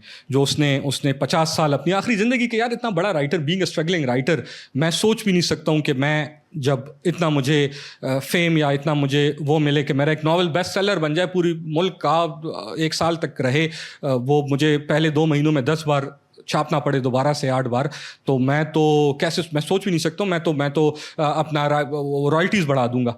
मैं तो कहूँगा मुझे पैसे ज़्यादा दो. उसने लिखना बंद नहीं किया, पब्लिश करना बंद कर दिया. मुझे लगता है शायद एक रीज़न ये है कि उसने सोचा कि उसको जो लिखना चाहिए था वो लिख लिया. शायद उसको ये या पब्लिश करना चाहिए था, सॉरी, लिखता तो एंड तक रहा है. या शायद उसको ये लगता हो कि मेरे पास कोई रीज़न नहीं है ऑनेस्टली, ये मैं जस्ट स्पेकुलेशंस है, मेरी अजम्पशंस है. आप लोगों को शायद अगर सुनकर कुछ आइडिया हुआ हो तो मुझे बता दीजिएगा कि क्या वो वजूहात हो सकती हैं कि जिनकी बिना पर उसने, बट उसको लगा हो कि उसने जो लिखना था वो लिख लिया. क्योंकि ये जो मर्डर्स हैं ना, जो शूटिंग्स हैं, असैसिनेशंस हैं, ये तो नॉवल के 30 साल बाद हैं. 80 में जॉन लेनन की है, रेबेका शॉफर की 89 में है, और रोनाल्ड रीगन की 81 में है, और 51 की पब्लिकेशन है. तो ऐसा नहीं है कि उसने, और इस असैसिनेशन से 20 साल पहले वो बंद कर चुका था पब्लिश करना. तो ये नहीं है कि उसको कोई वो मिला, लानतान मिली और उसने कहा कि ओके नहीं मैं तो नहीं करूँगा. और ऐसा of course it didn't happen. It happened for personal reasons, I am very sure. And particularly जैसे मैंने बताया कि उसका आप जब ज़िंदगी देखते हो कि उसका जो ख्यालात हैं या पर्सनल रिलेशनशिप्स हैं या बुद्धिज़्म, हिंदुइज़्म, सूफीज़्म की तरफ रुझान जो है, उससे आप कहीं ना कहीं इसको प्लेस कर सकते हो. शूटिंग्स का इससे मुंसलिक होना बदकिस्मत है, but again something very interesting भी है. अगर आप एक अलग दायरे से देखो, केस स्टडी है बड़े बड़े रिसर्चेस के लिए, लिटरेरी रिसर्चेस के लिए, और उस सबसे बढ़कर एक फ़न रीड है, एक खूबसूरत रीड है. आप में से जिसने नावल नहीं पढ़ा पढ़िएगा, और मुझे पूरा यकीन है ऑनलाइन जो सुन रहे हैं उन्होंने ये नावल नहीं पढ़ा. The catcher in the Rai bye J.D. सैलिंजर her book store से आपको मिल जाएगा. पायरेटेड मत खरीदिएगा, ओरिजिनल खरीदिएगा, और आपको जो है वो ये पढ़ के मज़ा आएगा. क्योंकि ज़्यादातर बुक स्टोर्स में एक्चुअली पायरेटेड मिलते हैं, तो आपने ओरिजिनल खरीदना है.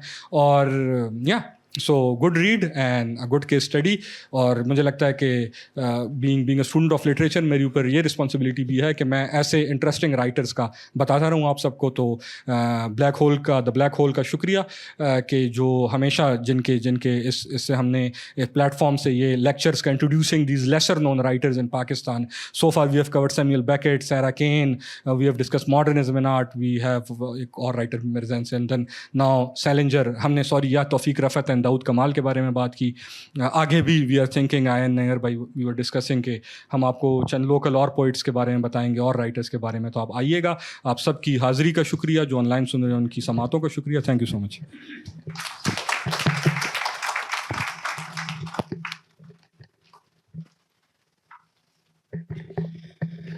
This was absolutely fascinating. I'm so grateful to you. I haven't read J.D. Salinger. I've read some Hemingway. And there's something very bizarre about this.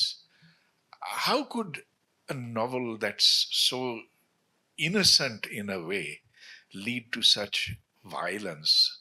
I think I have a little bit of an explanation for this. 1980s, देखिए 1970s का ज़माना Vietnam का ज़माना था, counter culture का ज़माना था, LSD, and the counter culture they were in search of a reality. And this novel must have clicked with its layers of reality and the denial of absolute good or evil. And so I don't know how this works with minds that are, in a sense, abnormal. It could be that the frustration of those times found resonance with the kind of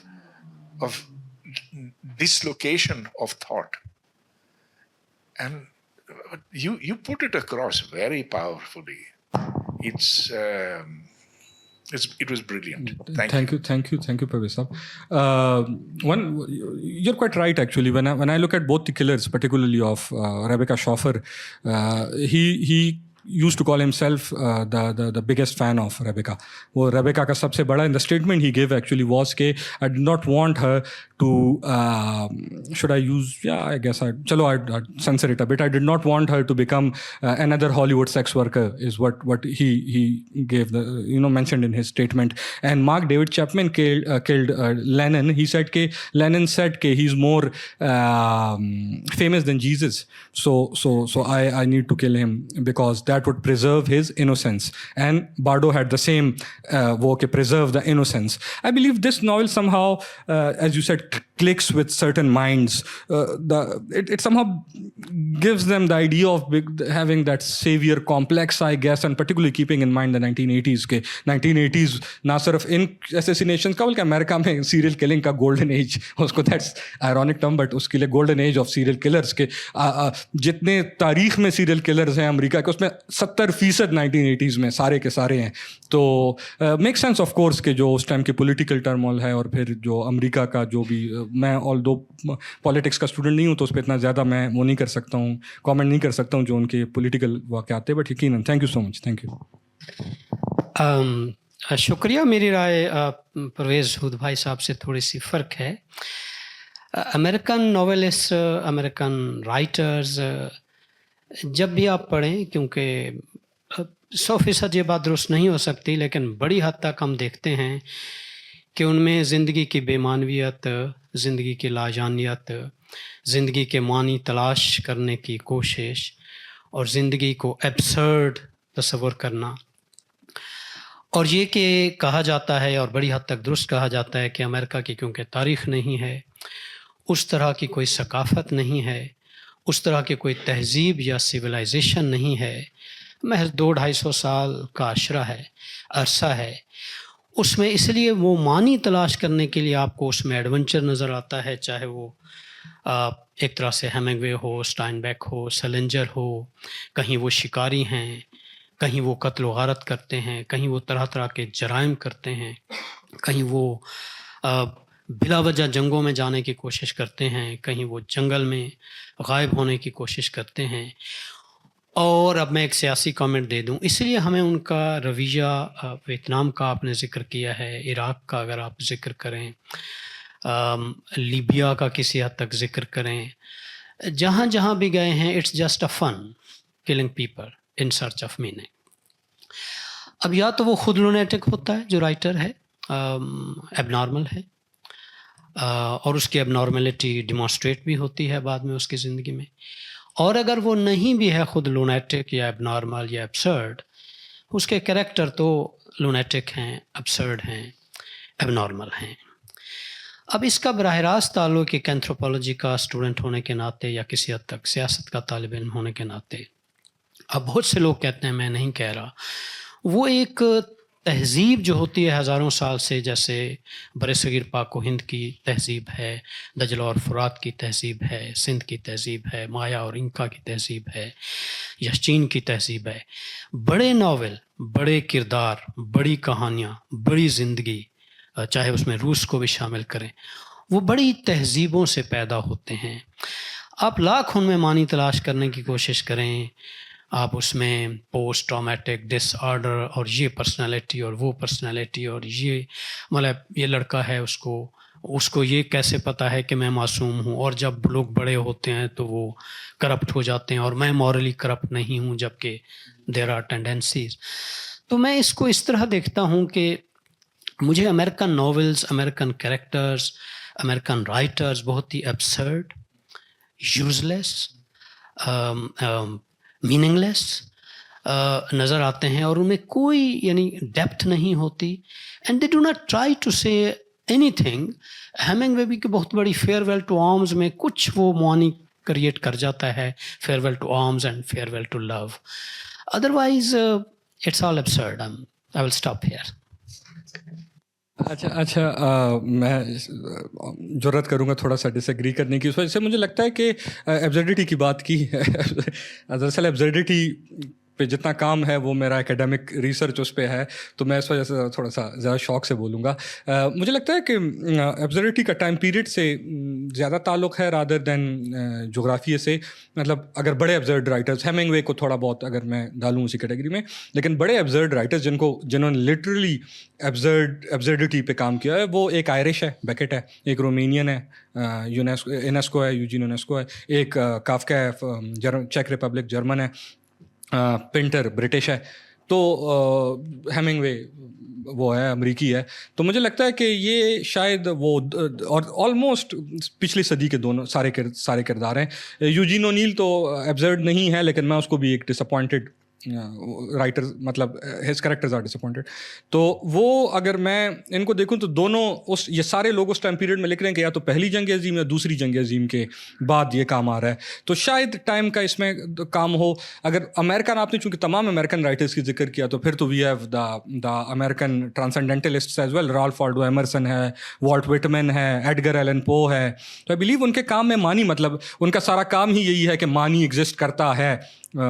self Reliance Emerson کا جو ایسے ہے، یا وٹمن کی جتنی نظمیں ہیں، یا ایون پو کا بھی یہی ہے کہ معنی ایگزسٹ کرتا ہے، ڈارکر شیڈز میں کرتا ہے. تو مجھے لگتا ہے کہ شاید امریکہ میں مطلب ویریشن رہی ہے، ایسے نہیں ہے. اور یہ جو نام ہیں یا جن کا ہم نے ذکر کیا، یہ اس ٹائم پیریڈ کی پیداوار ہے، نہ کہ زمین کی. بٹ آف کورس آپ کی رائے کی میں عزت کرتا ہوں، اور آپ جو ہے وہ اور that's rightly put کہ they all are in search of meaning. Thank you so much آپ کے کامنٹ کا. Thank you.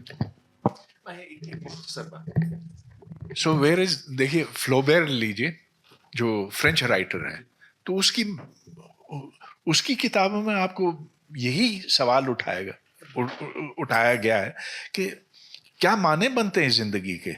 یہ صرف امریکن نہیں ہے جو یہ سوال، یہ تو عالمی ہے، یہ تو انسان کی اندر کی بات ہے کہ ہم کس لیے جیتے ہیں، کس نے دنیا کو سمجھا ہے اور کس انداز میں سمجھا ہے. تو میرا خیال ہے کہ یہ کہنا کہ یہ امریکن ہوتے ہوئے کوئی ان کے اندر ڈیپتھ نہیں ہے. اچھا، جہاں تک آپ نے شروع کی جو بات کی تھی نا کہ عراق اور ویتنام وغیرہ، لیکن یہ جنگ جس میں سیلنجر نے حصہ لیا تھا، وہ تو دوسری جنگ عظیم تھی جو کہ ہٹلر کی شروع کی ہوئی تھی، اور یہ جو ہوتے ہوئے گیا تھا. میں نے آپ سے سنا، ہاں، کنسنٹریشن کیمپس میں گیا تھا.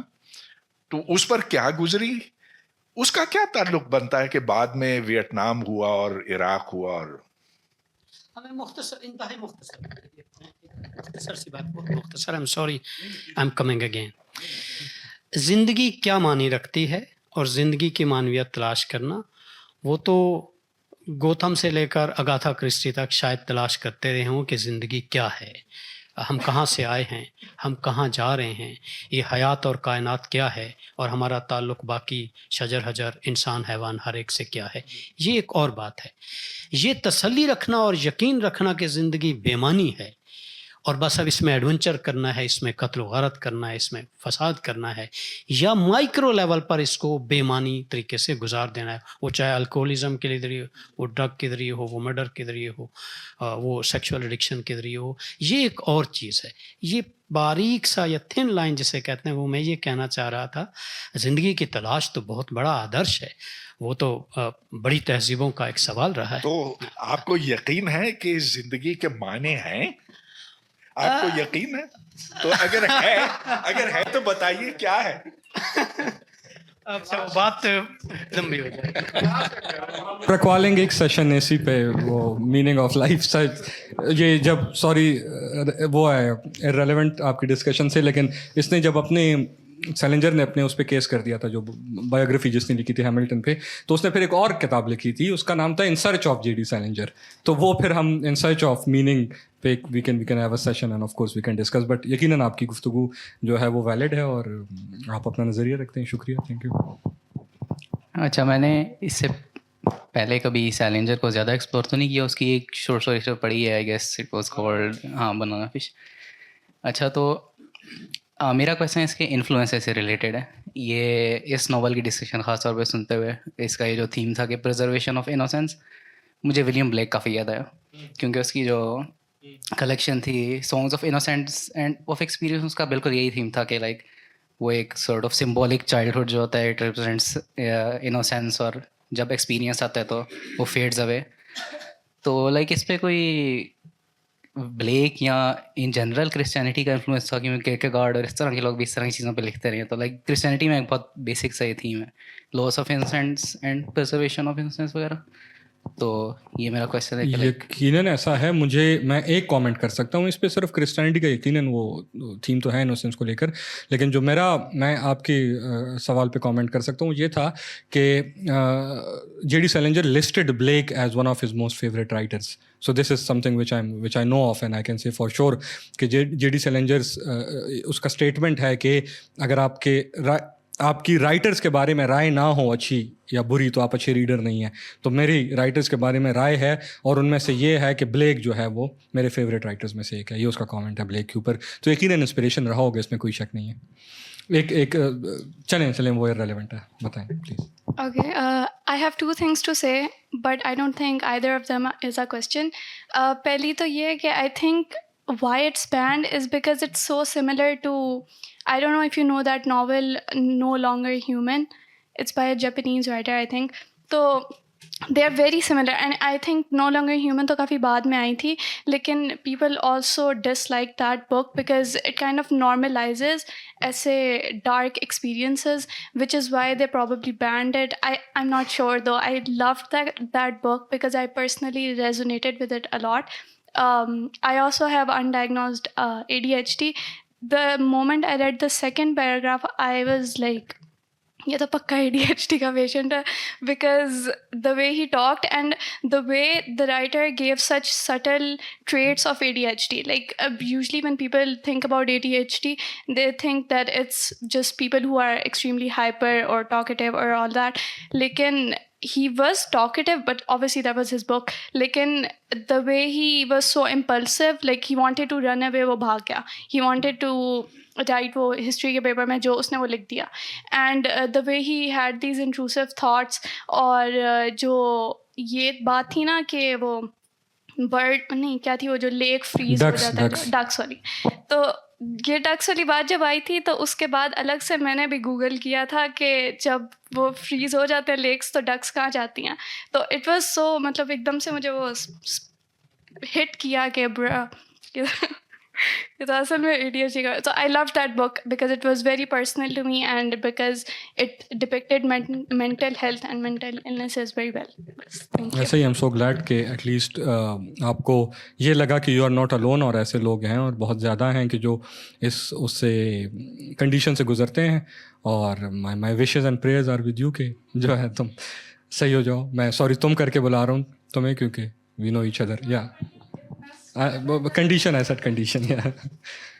Thank you very much Ahmad साहब, बहुत ज़बरदस्त जैसे एज यूजुअली आप करते हैं. अच्छा, इस पे जो इनोसेंस को प्रिजर्वेशन का एक जो आप थ्रोट कहते रहे, तो क्या ये कोई उसके लिए कोई जस्टिफिकेशन, क्योंकि he is teenager, I mean is quite young, या तो एक तो ये कि इसके लिए कोई उसको जस्टिफिकेशन देता है कि क्यों वो इनोसेंस को, करप्शन से तो ठीक है, क्या उसकी ऑब्जर्वेशन में कोई आते हैं जो बड़े उसकी फैमिली में कोई, तो क्या आपने कहा कि मोस्टली करेक्टर उसके टीनेजर के गिर्द घूमते हैं, तो उसमें कोई ऐसी कोई सबस्टेंशियल रीज़न देता है कि वो उसकी एक ओपिनियन बन जाता है कि नहीं, इनोसेंस को ही सस्टेन रहना चाहिए और जो बड़े हो जाते हैं वो करप्ट हो जाते हैं, तो इसकी कोई जस्टिफिकेशन स्टोरी में वो सब्सटेंशिएट करता है कि नहीं? कहानियों में तो नॉवेल में तो ऑफ कोर्स इस तरह का जिक्र नहीं है, बड़ों का जिक्र है, बुरे अल्फाज में सच नहीं है क्योंकि बड़ों से काफ़ी इंटरेक्ट करता है होल्डन, जिसमें से वालदैन का जिक्र है, शुरू में ही मैंने आपको सुनाया जो वालदैन का जिन अल्फाज में जिक्र करता है, डीबी का जिक्र है, टीचर से मिलता है। लेकिन अगर सैलिंजर की मैं बात करूँ तो सैलिंजर की लाइफ में शायद थोड़ा बहुत जो उसके फादर का रोल था कि he never actually liked his father, क्योंकि his father was a business tycoon, एक बड़ा बिजनेसमैन है, और उसका बेटा कह रहा है मैंने राइटर बनना है, या पहले एक्टर बनना चाहता था फिर राइटर, मैंने एक्टर बनना है, मैंने राइटर बनना है। तो of course keeping in mind के 1930 का अमेरिका है या 40 का अमेरिका है, अब आप 2024 के पाकिस्तान में जब एक बिजनेसमैन का बेटा कहेगा कि मैंने राइटर बनना और ओनली सन है और तुम्हारा एम्पायर मैंने नहीं चलाना आगे, तो भी कहेगा यार क्या फजूल काम कर रहे हो तुम। तो मुझे लगता है कि जो फादरली फिगर है ज़्यादातर राइटर्स का होता है, वो थोड़ा सा रहा डोमिनेंट उसकी लाइफ में। और उससे भी बढ़ के मुझे लगता है कि सैलिंजर की जो ग्रोइंग आपके साथ एक बड़ा मसला है वो द मॉरल कंपस है, मॉरलिटी का एग्जिस्ट करना एक माशरे में, वो ये है कि अगर आप मॉरलिटी एग्जिस्ट करती है तो उसकी सब्जेक्टिव इंटरप्रिटेशंस पे आप कुछ भी जस्टिफाई कर सकते हो, आप कुछ भी कह सकते हो कि ये मॉरल नहीं है। फॉर इंस्टेंस आज एक डिस्कशन हो रही थी and as of the view के पाकिस्तान में द मॉरलिटी का मतलब है सेक्स, दैट्स इट, मतलब that's the only definition of morality we know, what ever has a sexual discourse that's immoral, what ever not you know it's moral. तो मुझे लगता है कि वो जो मॉरलिटी का डायडैक्टिक नेचर है माशरे में वो हमें समझ आता है व्हेन वी ग्रो अप। तो इंस्टीट्यूशंस के थ्रू, लीगल जितने भी इंस्टीट्यूशंस हैं, शादी जैसे इंस्टीट्यूशंस और जितने जो ग्रोन अप्स का काम है जिससे डील करते हैं, तो उसमें जो मॉरलिटी का वो है, उस वजह से सैलिंजर को थोड़ा सा उससे मसला है। एंड ही थिंक्स के अगर आप बड़े होंगे तो इंस्टीट्यूशंस आपको अपने जैसा बना देगा, और अगर आप बड़े रहेंगे, छोटे रहेंगे तो आप एटलीस्ट वही रहेंगे जो आप हैं। You let kids what they are is. तो अगर आप बड़े होंगे तो चाहे वो कोई वो पुलिस वाला होगा, या कोई आपकी वाइफ होंगी, या स्कूल का प्रिंसिपल होगा, कोई भी होगा, तो वो आपको आप नहीं रहने देगा, बल्कि वो आपको वो चेंज करेगा, अपने सांचे में डालेगा, मोल्ड। इसमें एक वो था, वो शुरू में ही है, एक वो है कि जो पेनिसी प्रेप है जो इसका स्कूल है, कि उसके बोर्ड्स पे लगा होता था कि हम we mould boys into all these things and you know these fine gentleman, and he says कि I have never seen anyone moulded, या द मोल्ड्स देयर, वो मोल्ड्स का बड़ा जिक्र है। तो I guess is the moulding of the society के जो शायद इसको ग्रोन अप्स के साथ इसको रिलेट करता है।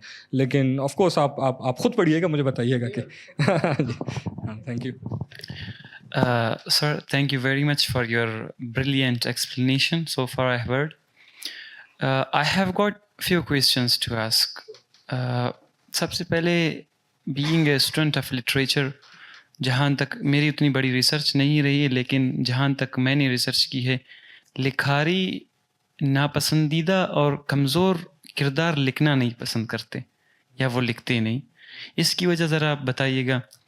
और दूसरी बात, एक बेहतर लिखारी बनने के लिए पढ़ाई का क्या किरदार है?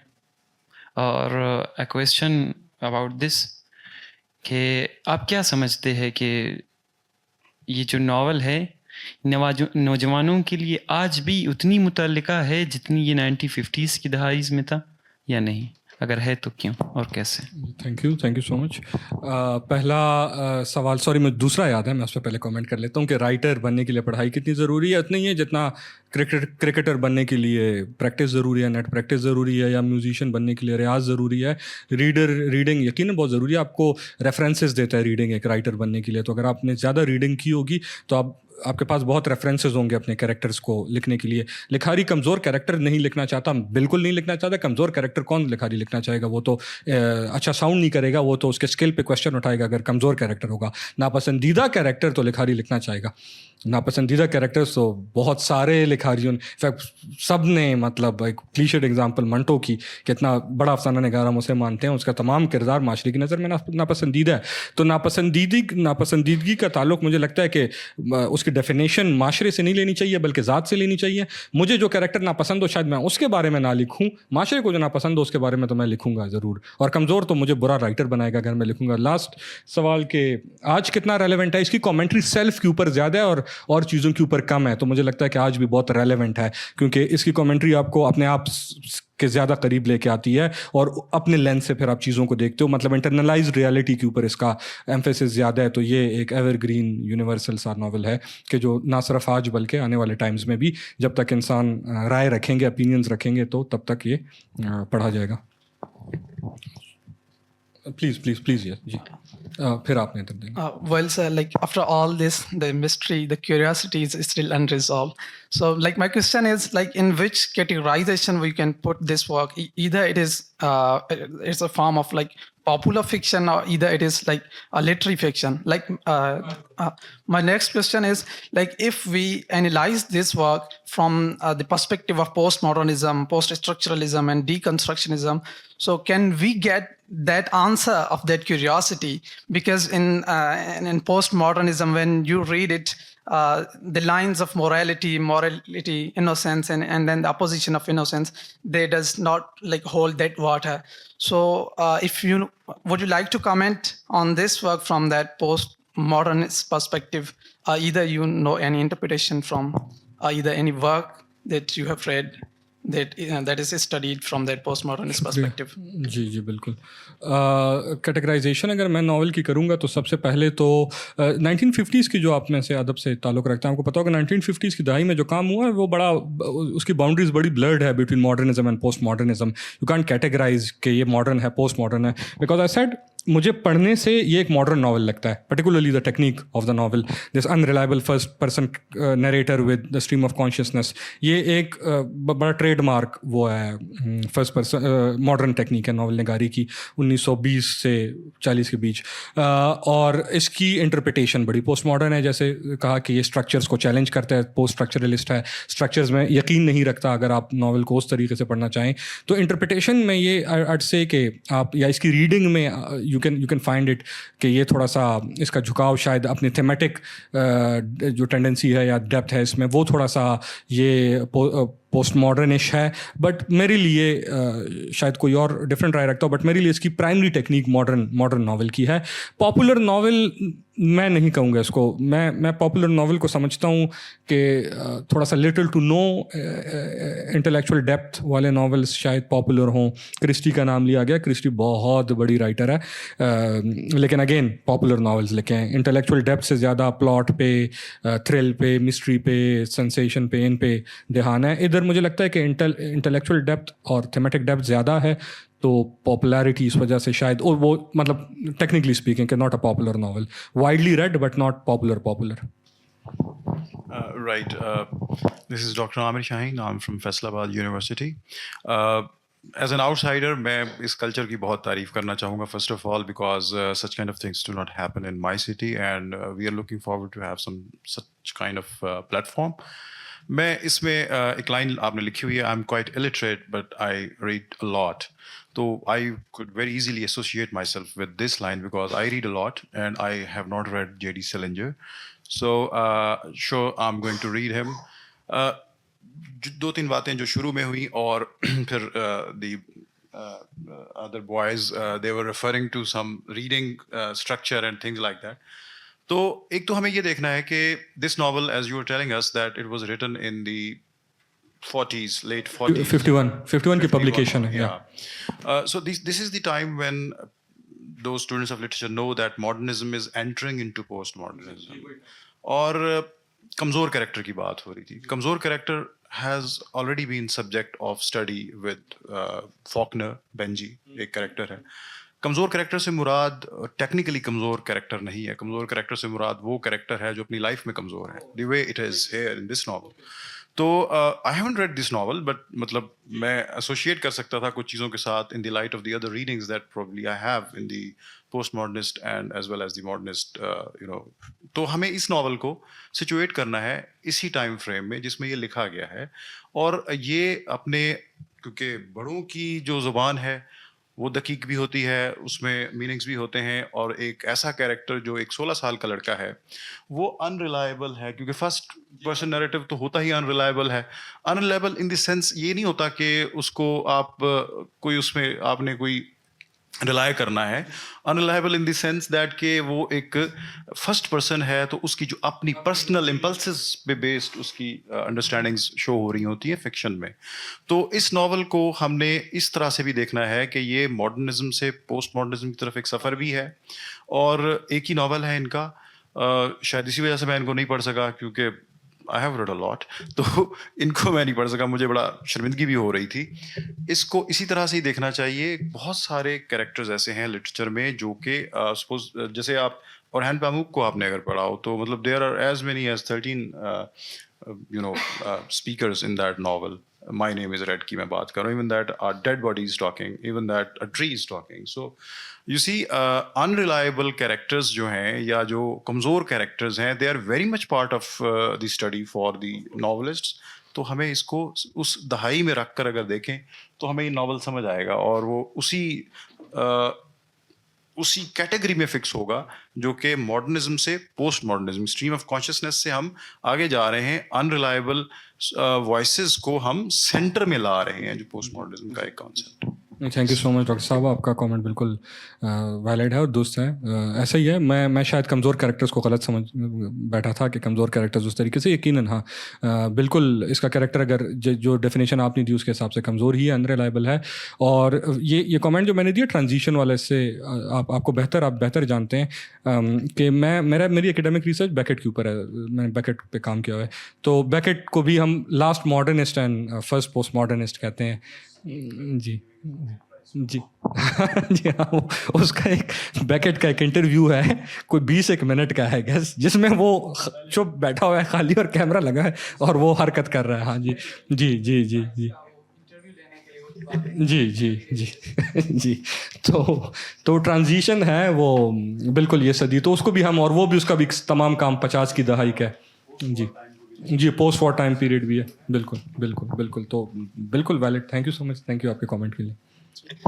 Assalamu alaikum. Wonderful presentation. I'd have to apologize, I didn't attend the whole session, and therefore I don't think I'm qualified to question, but I do have a comment. I started this novel, I think last year, audiobook. I didn't expect the dialogue that was there, कि वो teenage वाली बातें सिर्फ चल रही हैं. I fell asleep.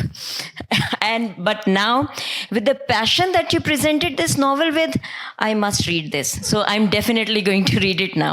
Thank you so much, thank you so much. मेरा passion थोड़ा सा परफॉर्मेटिव होता है, मेरा काम है चूँकि, तो मैं वो परफॉर्मेंस कर सकता हूँ. तो मैं अगर इतना पैशनेट ना भी हूँ तो मैं लोगों को शो करा सकता हूँ कि मैं पैशनेट हूँ. So I shouldn't read it. नहीं प्लीज़ हाँ जी प्लीज़. Thank you. अस्सलाम वालेकुम, कैसे हैं अहमद साहब? I have done media sciences और थोड़ी बहुत शायरी भी करता हूँ मैं, और स्ट्रगलिंग राइटर मैं अपने आप को कहलाऊँगा. तो आज की वक्त में जब हम देखते हैं राइटर्स को, तो मुझे ये फील होता है कि हम जो राइटर्स हैं वो अपनी लाइंस पंच करना चाहते हैं. सही है. और हमने जितने भी राइटर्स आज सुने हैं, या मैंने जितना मीडिया साइंसेस किया है उसमें लिटरेचर के भी, वर्ल्ड लिटरेचर्स के भी सेशंस होते थे, और वहाँ पे हमने ये देखा है कि सारे जितने भी राइटर्स हैं वो 4-5 डिकेड पहले के हैं, जिनको डिस्क्राइब किया जाता है, जिनको पढ़ा जाता है, जिनको समझा जाता है. उनका ऑरा अलग था, उनका एरा अलग था. हमारा ऑरा और एरा अलग है. हमारे जो सोसाइटी है, उस सोसाइटी के बेसिस पे हम सच नहीं बोल सकते, वरना हम मारे जाएंगे या मार खाएंगे.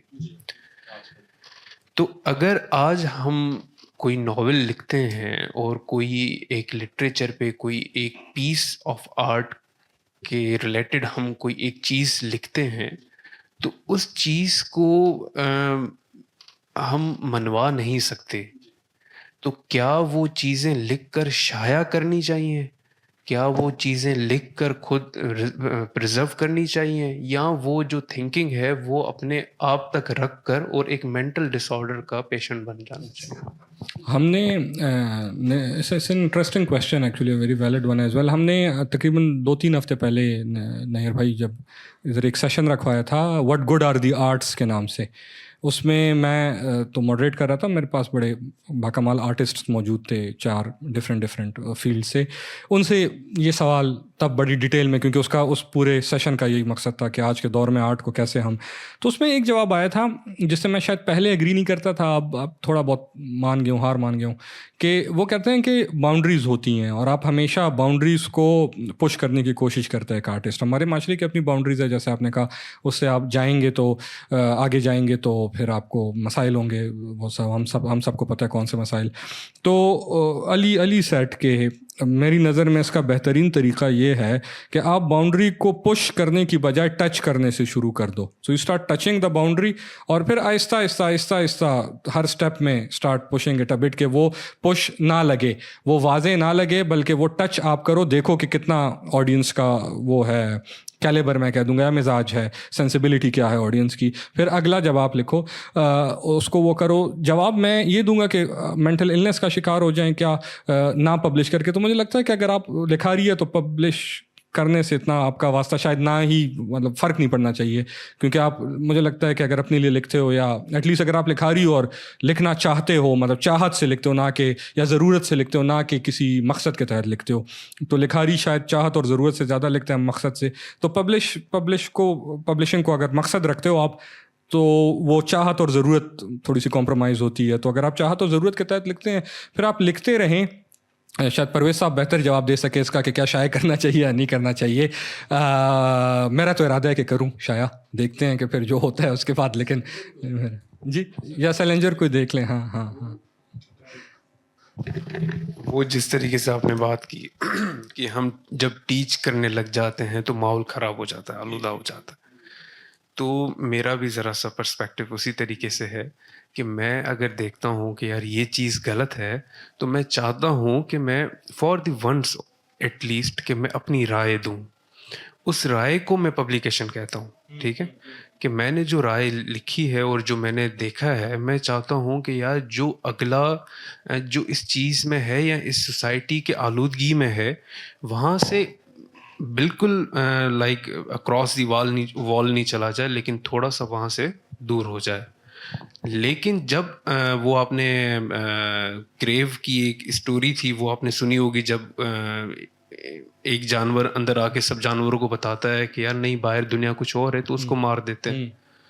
तो यहाँ पे जो प्रॉब्लम है वो ये है कि मैंने एक नॉवेल लिखा कि वो मैं आपको ईमेल भी करूँगा, कि money can't buy happiness but a women. और वो मैंने यूनिवर्सिटी में शाया करने की कोशिश की, तो उस पर मुझे बड़ा क्रिटिसिज्म हासिल हुआ. जबकि मैंने एक चीज़ देखी कि वो जो मैंने चीज़ें लिखी हैं, उस चीज़ों को किसी ने पढ़ा नहीं. जो टैगलाइन था, जो हेडलाइन थी, वो सुनकर और एक राय बना दी गई. जिस तरह मंटो के लिए 1958 में उसको पत्थरों से उसको मारा गया मुंबई में, तो वो भी उनका नॉवेल किसी ने पढ़ा नहीं, एक राय बना दी गई. तो मैं ये कह रहा हूँ कि पब्लिकेशन तो एक नीड है राइटर की. जी, आपने कहा पब्लिकेशन को राय शेयर करना या ओपिनियन शेयर करना समझते हैं. सोसाइटी का मुझे नहीं पता, आप कैसा साहब ब्लैक होल आते रहते हैं या आपके पहला विजिट आज? तीसरा.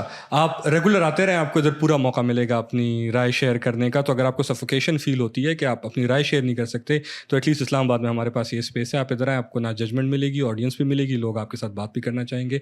माशरे में मुझे नहीं पता कि आप कैसे सर्वाइव करेंगे, वो आपका अपना मसला है. चलो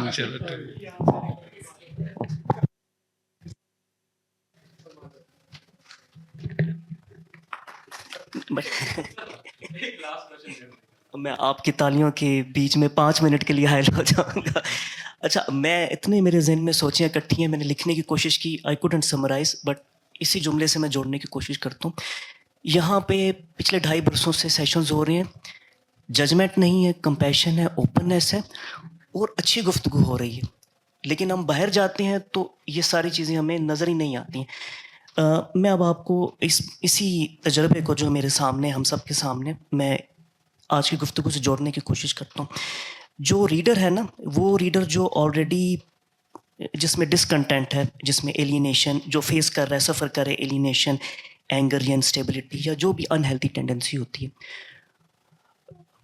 जो एक फ़र्द है वो नावल में भी किसी तरीके से रिलेट करने की कोशिश करेगा, वो फिल्म देखेगा तो उसमें अपना आप ढूंढेगा, या वो अपना आप ढूंढेगा कैथारसिस के लिए, या वो चाहेगा कि मुझे अप्रूवल मिले या मेरे ज़ख्मों पे मरहम रखी जाए, मुझे कबूल किया जाए.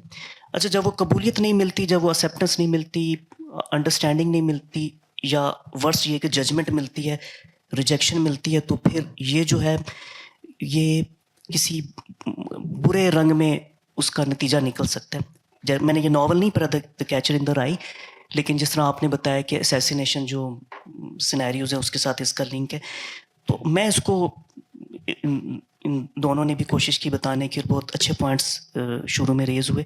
मैं ये सोच रहा था कि जो रीडर है ना वो अनहेल्दी तरीके से आइडेंटिफाई कर रहा है ख़ुद को, जिसमें ये डिसकंटेंट पहले से मौजूद है, with the character of holding आपने नाम बताया. अच्छा, अब वो आइडेंटिफाई करता रहे तो ठीक है, लेकिन हमें ये बात वाज़ेह है कि वो उस आइडेंटिफिकेशन को या होल्डन के करैक्टर को या उसकी राय को या उसके नज़रियात को जो नावल में पेश किए गए हैं, जो मैंने पढ़े नहीं हैं, आई एम जस्ट गेसिंग, उसको वो ले रहा है as a call to action. अच्छा, हम यहाँ पे या जितने हेल्दी माइंड वाले होंगे या जो उस कैफियत से नहीं गुजर रहे होंगे, वो उसके ऊपर अपनी राय रख सकते हैं, लेकिन बेहतरीन राय वही होगी जो वो शख्स बताएगा जो उसको सफ़र कर रहा है, कि आपको ये नावल या ये करैक्टर कैसे तस्कीन पहुंचा रहा है, या क्या ये आपको बाउंड्रीज को पुश करा रहा है टू डू समथिंग वायलेंट, या आपको ये थोड़ा कंपैशन दे रहा है. जब मैं ये भी सोच रहा था तो मेरे ज़हन में movie I as good as it gets, featuring Jack Nicholson, 1997 की ऑस्कर विनिंग मूवी है. मैं इसके साथ रिलेट कर जाता हूँ, मेरी पसंदीदा मूवीज़ में से कि जब मैंने देखी थी, बिकॉज द करैक्टर जो वहाँ पे मेन है वो है एक मिसएंथ्रोपिक ऑथर है. मैं कम से कम उस ज़माने में एक ऐसा ही था, मिसएंथ्रोपिक था. दूसरा ये कि उसके अंदर ओसीडी के अभी भी दूसरा ये कि उसमें ओसीडी सिम्टम्स थे. तो अब जो शख्स खुद मिसएंथ्रोप नहीं है या जिसको ओसीडी नहीं है ना, वो उस मूवी को बोर पाएगा. तो मैं बस ये कहना चाहूँगा कि ये कॉल टू एक्शन का मुझे अमल यहाँ पे दिखाई देता है, और आई हैव नो आइडिया कि क्या उन लोगों से जो किसी मेंटल एलिमेंट से या स्ट्रगल से गुजर रहे हैं, क्या कोई केस स्टडी हुई है, या जो असैसिनेशन अटेम्प्ट्स में मुलव्वस थे, क्या उनसे इस बारे में पूछगछ हुई है? It would be very interesting to know. बाकी बहुत दिलचस्प थी, आपने मुझे कहा था कि ये मैं अटेंड ज़रूर करूँ. मैं लैपटॉप में रहा हूँ लेकिन मैं पॉइंट्स ही बनाता रहूँ. बहुत मुझे लुत्फ़ आया. मुझे ज़्यादा खुशी इस चीज़ की हुई कि परवेज़ साहब ने ये अटेंड किया. कॉन्ट्रेरी टू दी इम्प्रेशन के लिटरेचर के शायद इनको नहीं होगा शगफ, लेकिन जितनी दिलजमी से इन्होंने सुना और इतना अच्छा पॉइंट इन्होंने शुरू में हाईलाइट किया इसी सब्जेक्ट मैटर से, तो मैं चाहूँगा कि ये लिटरेचर के और इवेंट्स भी अटेंड करें, इससे हमें भी बड़ा हौसला मिलेगा. और आपका भी शुक्रिया, आप सब लोगों का. Thank you so much. Thank you, thank you so much.